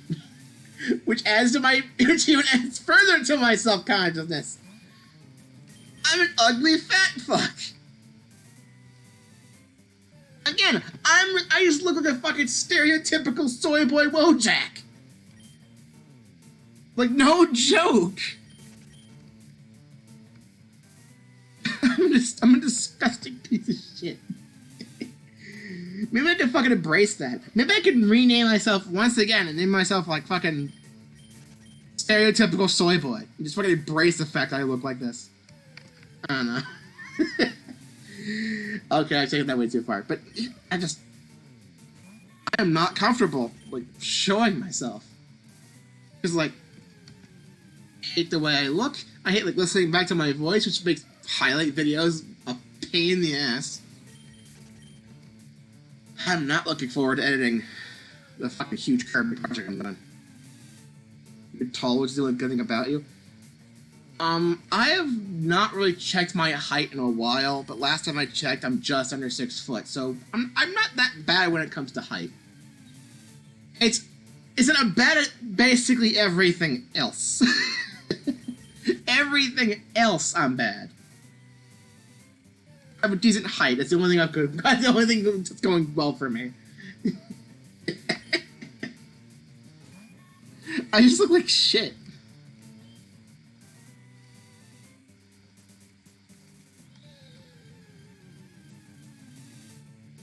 I wonder if my ugliness is also partially because of my autism, because this might sound kind of fucking bad, but, you know. Being in music therapy, especially towards the last couple years that I went to it, I started focusing on bringing in, like, a group effort. And let's just say that a lot of the people who were in my social, like, little group for music therapy, let's say they didn't look too pretty either. I was probably the ugliest of the bunch, I'll give myself that much. But there was one girl whose mouth was way too fucking big. There was one guy who was extremely morbidly obese and constantly talking about his fucking vinyl records, like, non-stop. And then there's me, in my soy boy looking ass glory. Glory being in massive fucking quotation marks. So I think there's a fucking pattern. I think there's a fucking pattern here.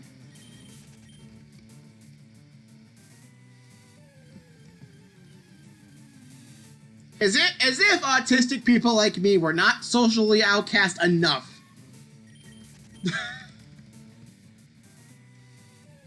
Jesus Christ.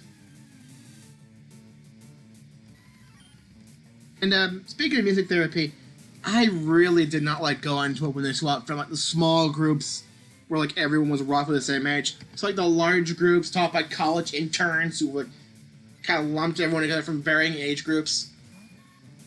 And they always would talk like the lowest common denominator. It was fucking awful. Like, I was in the same group as someone who was in his 40s, that being the guy who constantly talked about his fucking record collection. And I was also in the same group as two kids who were no doubt, like, at most in 3rd grade. So, there was really, like, no thought putting in this group. Just shuffle everyone together, hope for the best. And the fucking curriculum they did, it was really basic shit, like, fucking don't interrupt when people are having a conversation, but stuff like that, I had been in a number of social situations because my autism is more mild. I have Asperger's syndrome, technically. So I've been in more, like, actual social situations, and a lot of people, unless I fucking bring it up, don't believe me when I say I'm autistic. I've had a couple of moments like that in college. So I can kind of blend in as a somewhat okay degree. So I've seen what it's like when people are actually socialize. And those videos don't fucking show it correctly, because the videos they show us, and you may say it's exaggeration, but it's how they want us to fucking act. Two people are talking, someone walks up, and basically stands there really fucking awkwardly until there's a big, awkward silence in the conversation that lasts for 3 seconds, then the new person starts talking. That's not how it fucking works. Because like most social situations I've seen in person, how it normally goes is that two people are talking, one guy comes up, recognizes the guy talking, and is like, you just walk up and like, hey, who's this? You know? Or maybe it's a group of friends you already know pretty well, and you're like, hey, and you just join in the conversation. Like, they don't give a shit if you interrupt. You just say hello, like, join in and listen in, or like, add something to the conversation. They don't really care most of the time. Unless it's some super private conversation. In fact, doing what the freaking music therapy taught me, standing like a fucking awkward piece of shit waiting for an awkward silence in the conversation before saying anything, is actually something that most people don't like.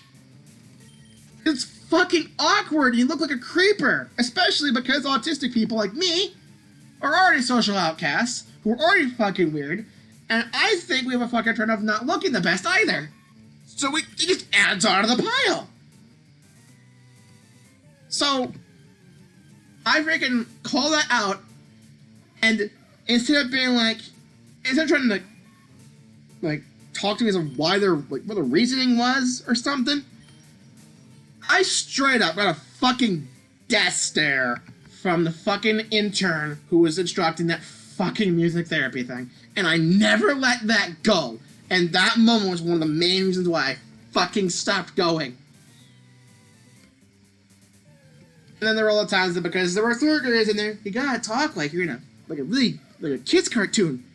You gotta talk dumbed down like this, and you gotta have a fucking sarcastic sound to your voice because you gotta dumb yourself down because the kiddos won't understand the thing. It's stupid. I was in fucking high school. I hated it. It felt offensive to me. I'll admit, I felt that they weren't taking me seriously. Or maybe the instructor fucking hated me. I don't know. So they're teaching us wrong social skills, lumping us all together regardless of age, and giving you death stares when you call them out on the bullshit. That's why I stopped going to music therapy. It's fucking garbage. It's already hard enough for autistic people, and stuff like that just makes it even harder. I'm sorry, it just does. It's fucking awful.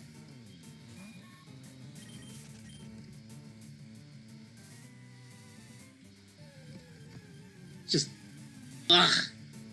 I don't know whose idea it was to fucking change the format, but it just made everything worse.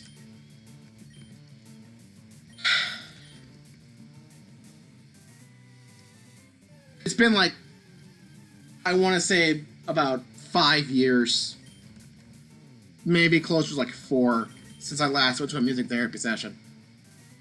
Because I remember, it was definitely closer to 4.5, because I had my Switch then, and my friend was playing Sonic Mania on his, and I was playing Sonic Forces on mine. Fucking hated myself.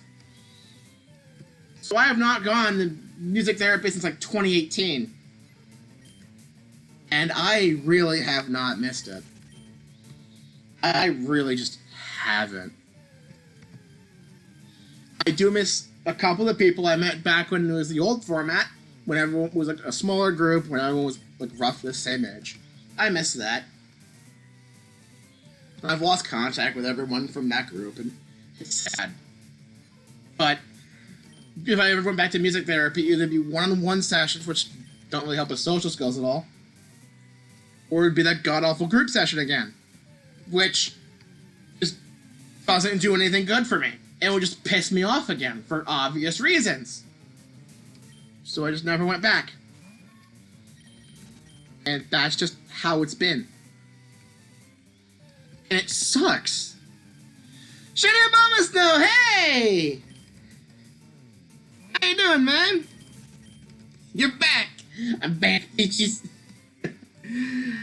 You got here at the tail end of a music therapy rant. That was something. Just came home from work. So I timed this pretty well then, didn't I? I do have a question. We're closing in on the 4,500 mark that I planned to stop at. But because we have multiple people here, I figured we could extend it a little bit longer. Also because the final stream for a while, it could be a bigger event. But also, we're closing in on the number for the longest hunt we've done so far, which would be 4,550 something. I don't fucking remember the number anymore. I'm here same time zone, gang. This is the opposite situation that Wanye had for his streams, where his streams were mainly watched by people from America, and he's from the Netherlands. Meanwhile, I'm here in the States, and I'm getting a bunch of European viewers. What's with that? I'm not complaining, mind you, but it's just a thing. Seriously, like, you guys watching me at 2 a.m. was like me watching Wanye at 3 a.m. Time zones are a bastard. So, I'm gonna check something real quick once again. Videos, showing reactions. Here we go. My longest hunt. You're from the list too? Sweet! I wonder if you actually know him then. One is not just a streamer, he also does... That's it. Hang on a second, be right back. Mom's calling me. Mute the mic.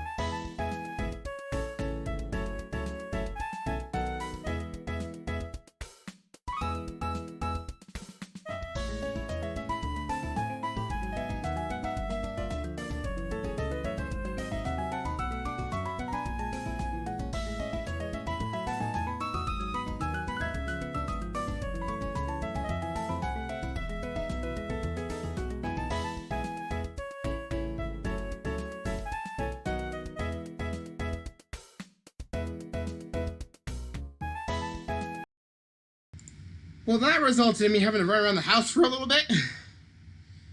God damn it. So, my mom wanted me to find Dad's old phone because she wanted to look for some sort of offer at a restaurant. And, she didn't have the phone. So I had to kind of run around and look across the entire house with this fucking thing. Then quickly run back to the charger because I noticed the phone was at 3%. So, I'm just gonna look at the phone to see if the offer that she's looking for is on there, and I'll text her about it, and then we'll get right back to this. So, back to the BRB music. Sorry about all this, guys.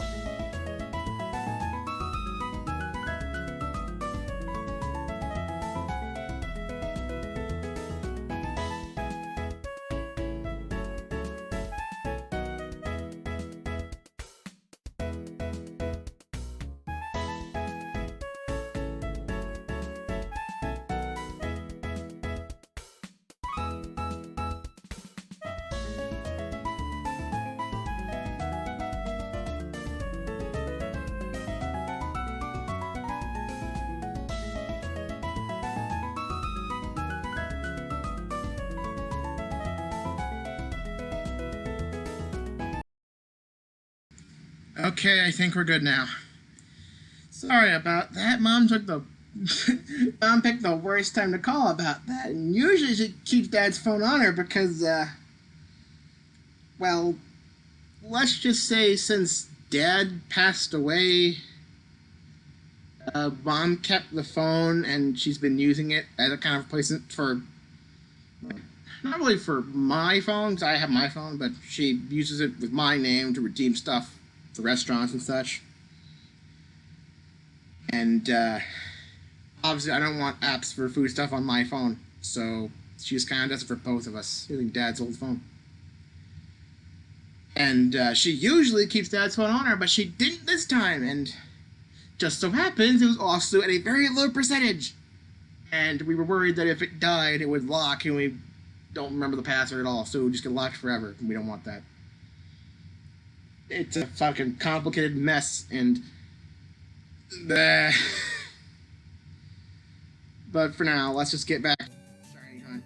As I was saying before I was rudely interrupted, I wanted to ask if we should go for a little bit of extra time and try to see if we can make this the longest hunt.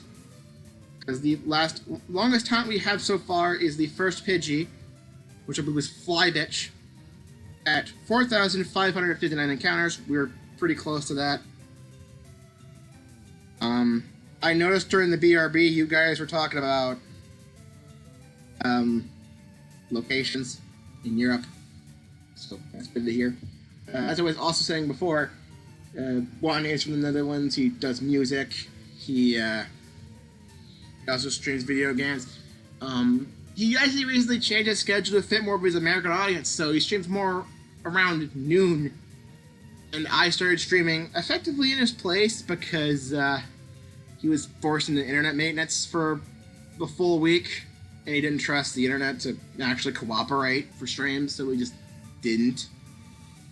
So I figured, why not take this opportunity to try to get myself back into streaming? And test the waters a bit, try to get more used to it. And, yeah. I'm also in charge of Juan's VOD channel, and I've archived as much as I possibly could.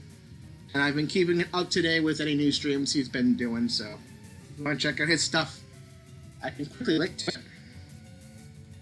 If you would give me a quick second here.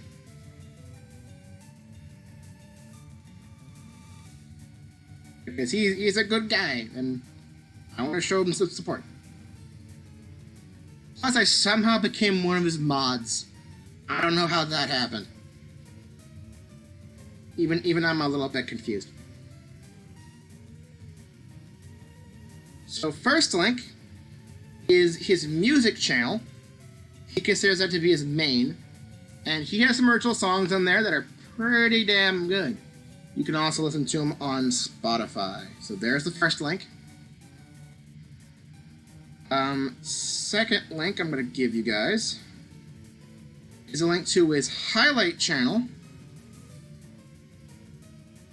where he posts highlights from his different streams, including streams that are not fully archived. One of the streams he's archived, not archived, but highlighted, is his legendary Boba Fett named Brad, which he raised from the egg in Ruby, and it promptly destroyed Norman's team.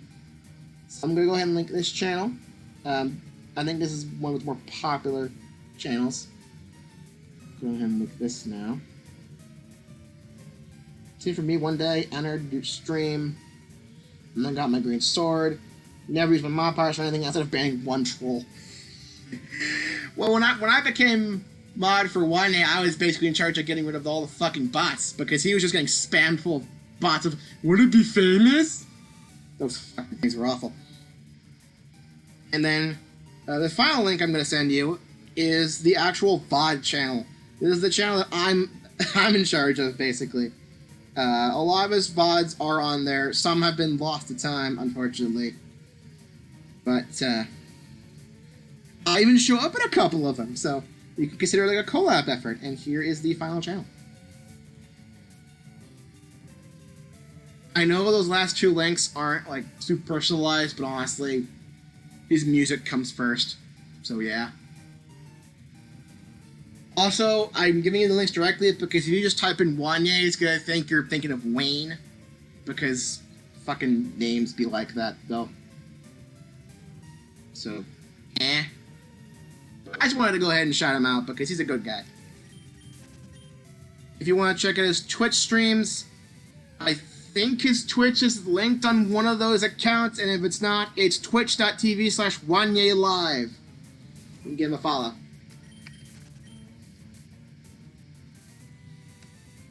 He's a really chill streamer. He's a chill dude.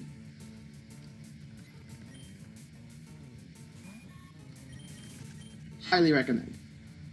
I'm also currently in the process of editing a highlight video for his highlight channel of him collecting the star coins in New Super Mario Bros. Wii. Something that's kind of been on the back burner for a while. But the VODs for those are also just still up, so you can watch all those if you want as well.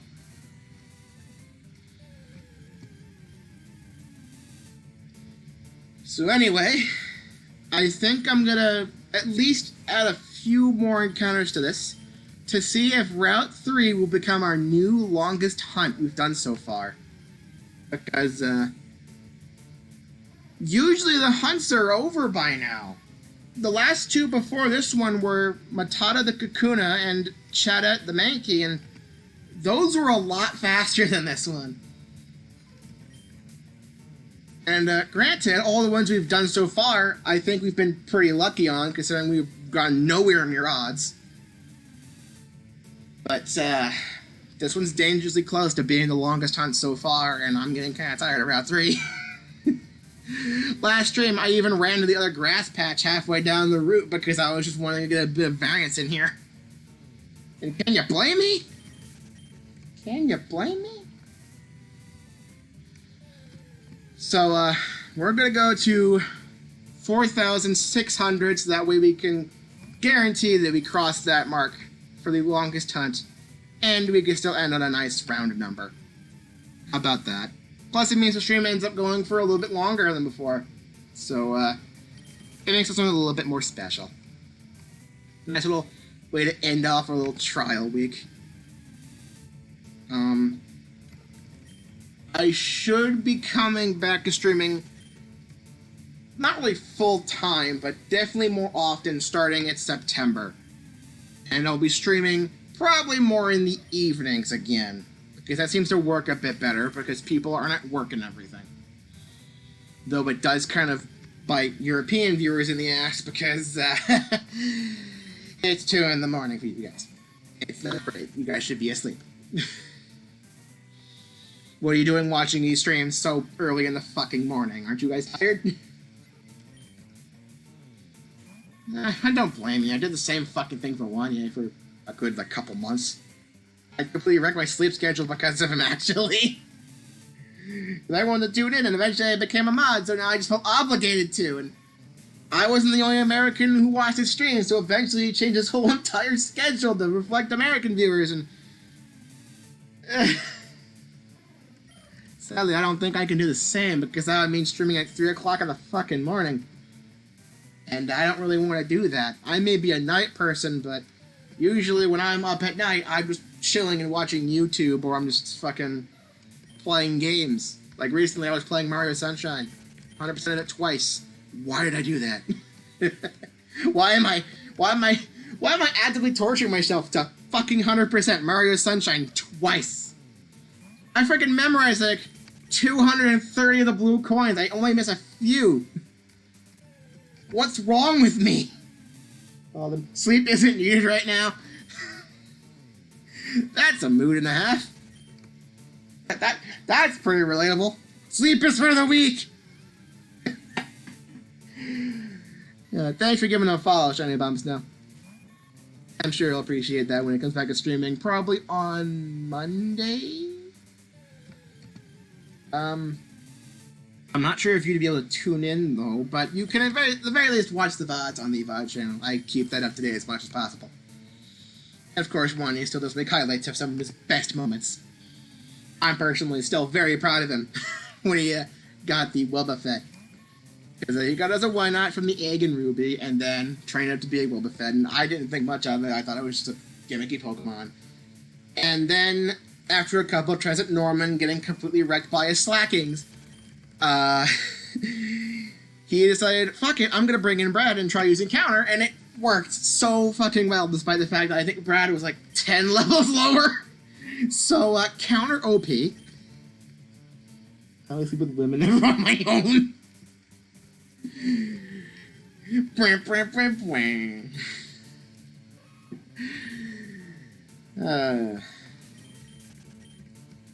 But yeah, Pokemon Ruby was his first Pokemon game, and he fucking did a moment like that, where he was like, huh, I wonder if Brad could be of use. And he just fucking completely wrecked Norman's team while being under-leveled.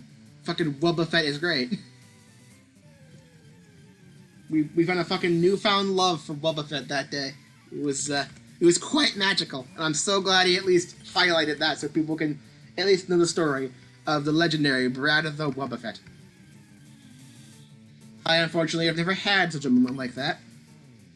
Unless you count like a randomizer when I was doing on my own when I got a fucking Crawdaunt, and holy fuck. I don't know what I don't remember the ability I had on the Crawdaunt, but I don't think it was definitely not his normal ability, but holy fuck it was good. In fact, I think I might still have the randomized ROM, so I may just load it up for a quick second to show you. I may still have the Crawdaunt somewhere, because I think I was just doing a randomizer Nuzlocke thing on my own, and I think it died, so oops. I was reckless. But I kind of have a newfound love for Crawdaunt as well, which is something you probably don't expect. Because nobody really talks about Crawdaunt. I don't think in terms of like non-randomized gameplay, Crawdaunt's that good.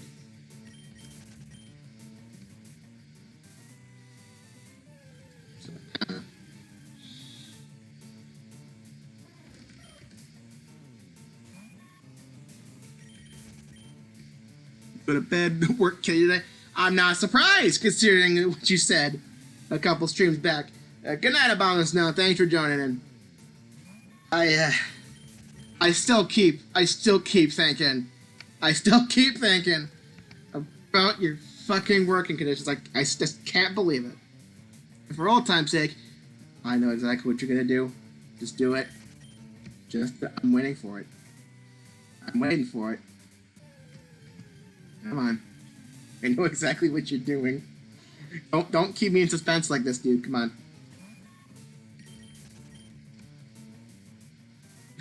There it is! There's the avocado spam I remember you doing. There we go. Just sleep too. I just sleep too even though I don't care, Lamau. Yeah! I knew it was coming too. It took him way too long to say anything. Oh my god, it's been forever! It's been forever!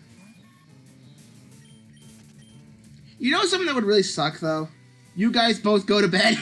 You guys both go to bed, and then the shiny shows up, and it's like, well, that'd be annoying, huh? Oh well. I doubt it's gonna happen today, anyway. Unless luck really wants to be on my side, but I think we're still gonna reach the longest hunt so far, so... Eh.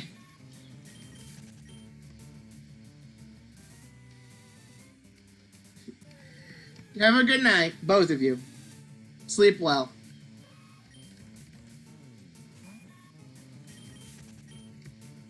And at least you get the weekend off, if I remember correctly, Obama Snow, so you don't have to worry too much.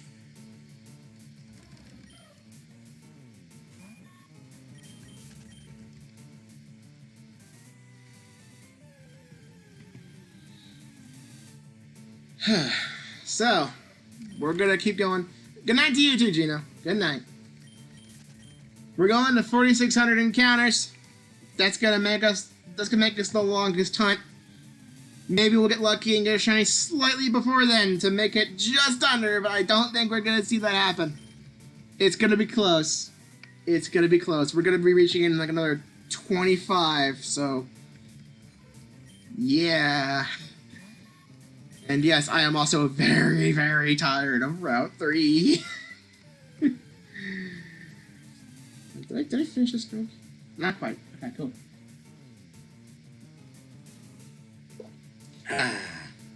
That's a good strawberry banana super drink. There we go. So let's finish off these encounters. Let's get the 4600. Let's go. In the meantime, since supposedly chatting viewers have now left the building, unfortunately, due to sleep, I will now do the thing that worked before. Look at the game to see if it's a shiny, look at the chat, and then look at the TV. Look at the game, look at the chat, look at the TV. Look at the game, look at the chat, look at the TV. It never fails.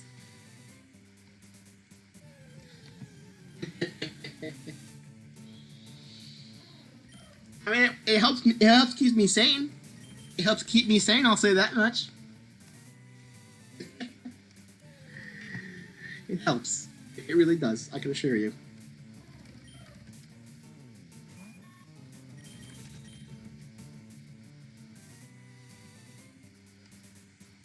Less than 20 more encounters and we'll be at the longest hunt. If we get a shiny now, it's going to be just short, which would be great. Because that means I'll still be incredibly lucky. But I don't think we're going to be doing that. I don't think we're going to get that lucky. I just hope to God it doesn't end up like those videos where it goes on for like 14,000 encounters. That would just be way too much for me. That would just be a fucking nightmare. It's just like, dude, it's a lot. It's a lot. I may also consider hooking up my Switch controller to the laptop so I don't have to use the keyboard, and therefore I can kind of just sit back away from it and like no clicking or anything, so background noise is a little bit more dealt with. At the same time, I remember doing this with a third-party Switch controller, which eventually ended up getting driven from the stick, which is fucking annoying. But I remember being a pain in the ass to not just get it ready to set up for playing games on this laptop, but also getting it back on the Switch took a little bit of effort. Maybe with an official Pro controller it'll be a little bit easier, but I'm not exactly looking forward to trying. So if I do try that, I want to make sure I save it for the eventual return in September. So after the stream, I'm going to be going again for a couple more weeks. Going to focus a bit more on the move, and when that's pretty much close to done, then we'll come back. So I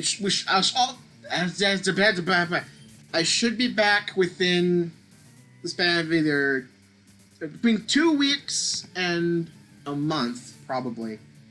Worst case scenario, end of September, like 6 weeks from now, I'll be back. But I promise you, next time I stream will be in September. I will guarantee this. In the meantime, you guys have 1 year to watch, so it's fine.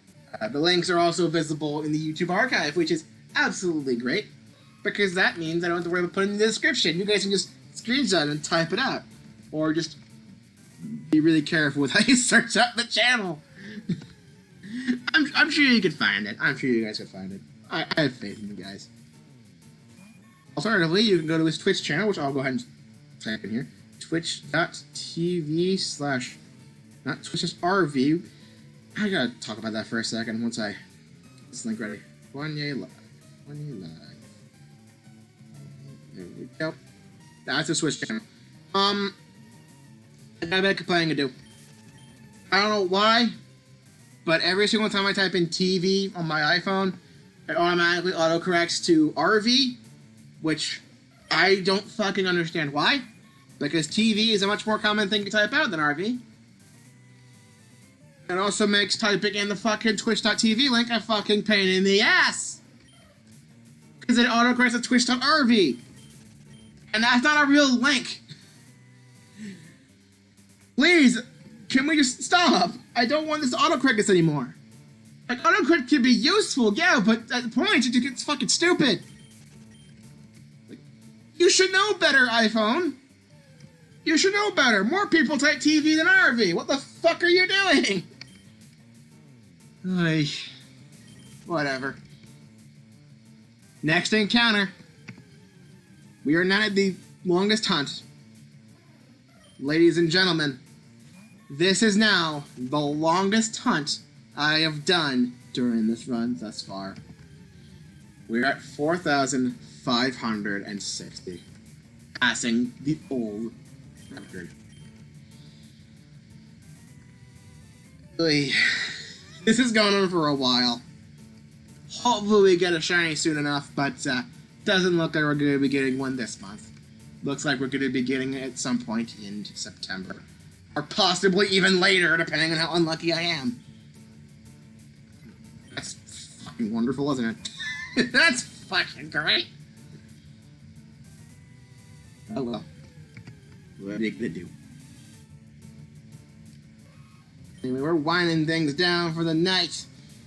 We're gonna go to 4,600 and then we're gonna end it. And I'm already looking for people we can raid. I'm seeing a couple of people we can raid off right off the bat. That'd be nice. Ooh, that was a fast encounter. Thank you, game. A lot of these channels are a lot bigger. I see a couple choices I think would be good.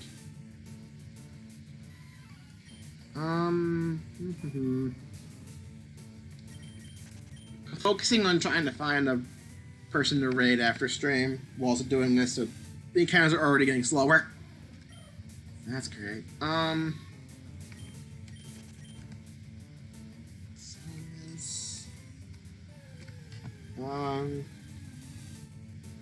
I follow a lot of channels I don't watch anymore.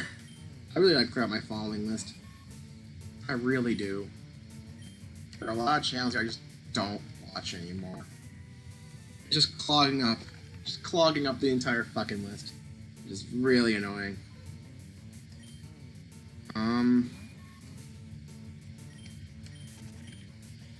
You know what? I think I know my raid target. We'll have to see if he's still streaming whenever this is over, because we have 30 more encounters to do, and if we get a shiny, we're extending this by another 10 minutes at least. Because then we gotta cast the shiny, name the shiny, and then at least walk into Mount Moon and save. Which will definitely extend this stream by like 10 minutes, knowing my fucking luck.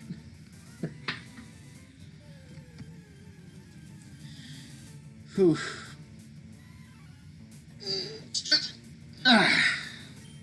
Lord.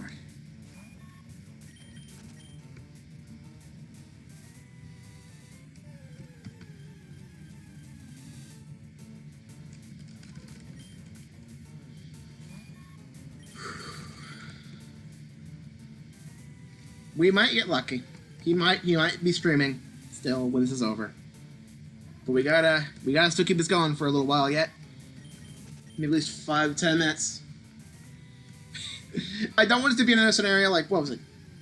Was it Tuesday or Wednesday or something, where it was like, I know exactly who I'm gonna raid, and then he ends stream because I extended it by another bunch of encounters. I'm like, fuck, okay.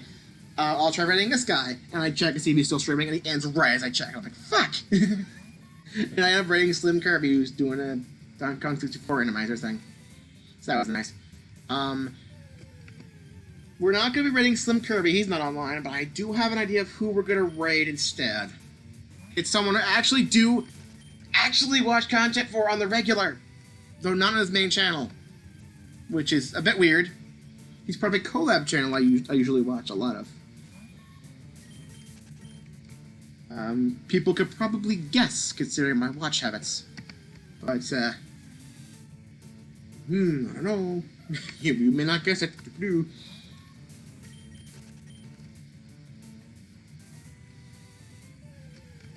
We'll see. We'll see. It depends on if he's still streaming or not. I don't know how long he's been streaming for. I could get fucking raid freaking blocked again.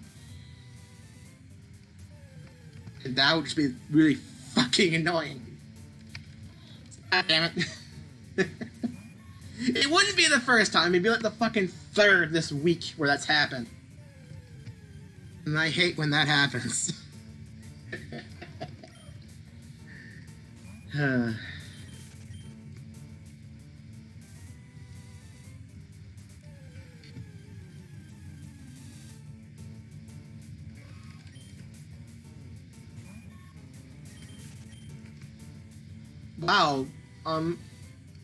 I had the stream on my phone just looking to make sure it's still going.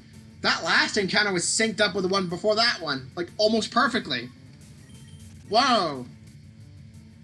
That was fucking impressive. Wow. What do you know? That was just kind of neat. Apparently at some point we dropped 22 frames, which is still better than most of the streams we've done this week, but I don't know what caused it. At least it didn't drop a full 2 seconds this time. It only dropped half a second. So it's not really noticeable. I didn't even notice it happening. I saw OBS dip into yellow a couple times, but never saw it go into fucking that. Oh well.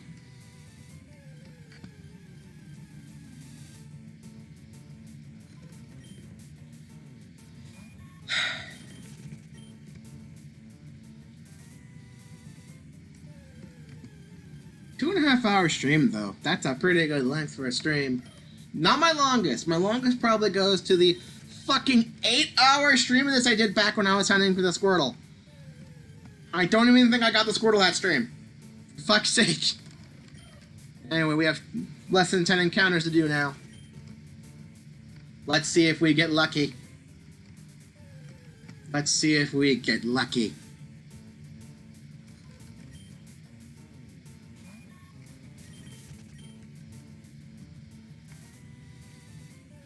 You know what? To make it more special, I know exactly what I'm going to do with my last encounter. If we don't get the shiny, that is. I know exactly what we're going to do. It's been a while since we've seen it. So, I know what we're going to do. Unless the game decides to freaking give me this. Ruin the plan a little bit. That's okay. That's okay, that's okay, that's okay.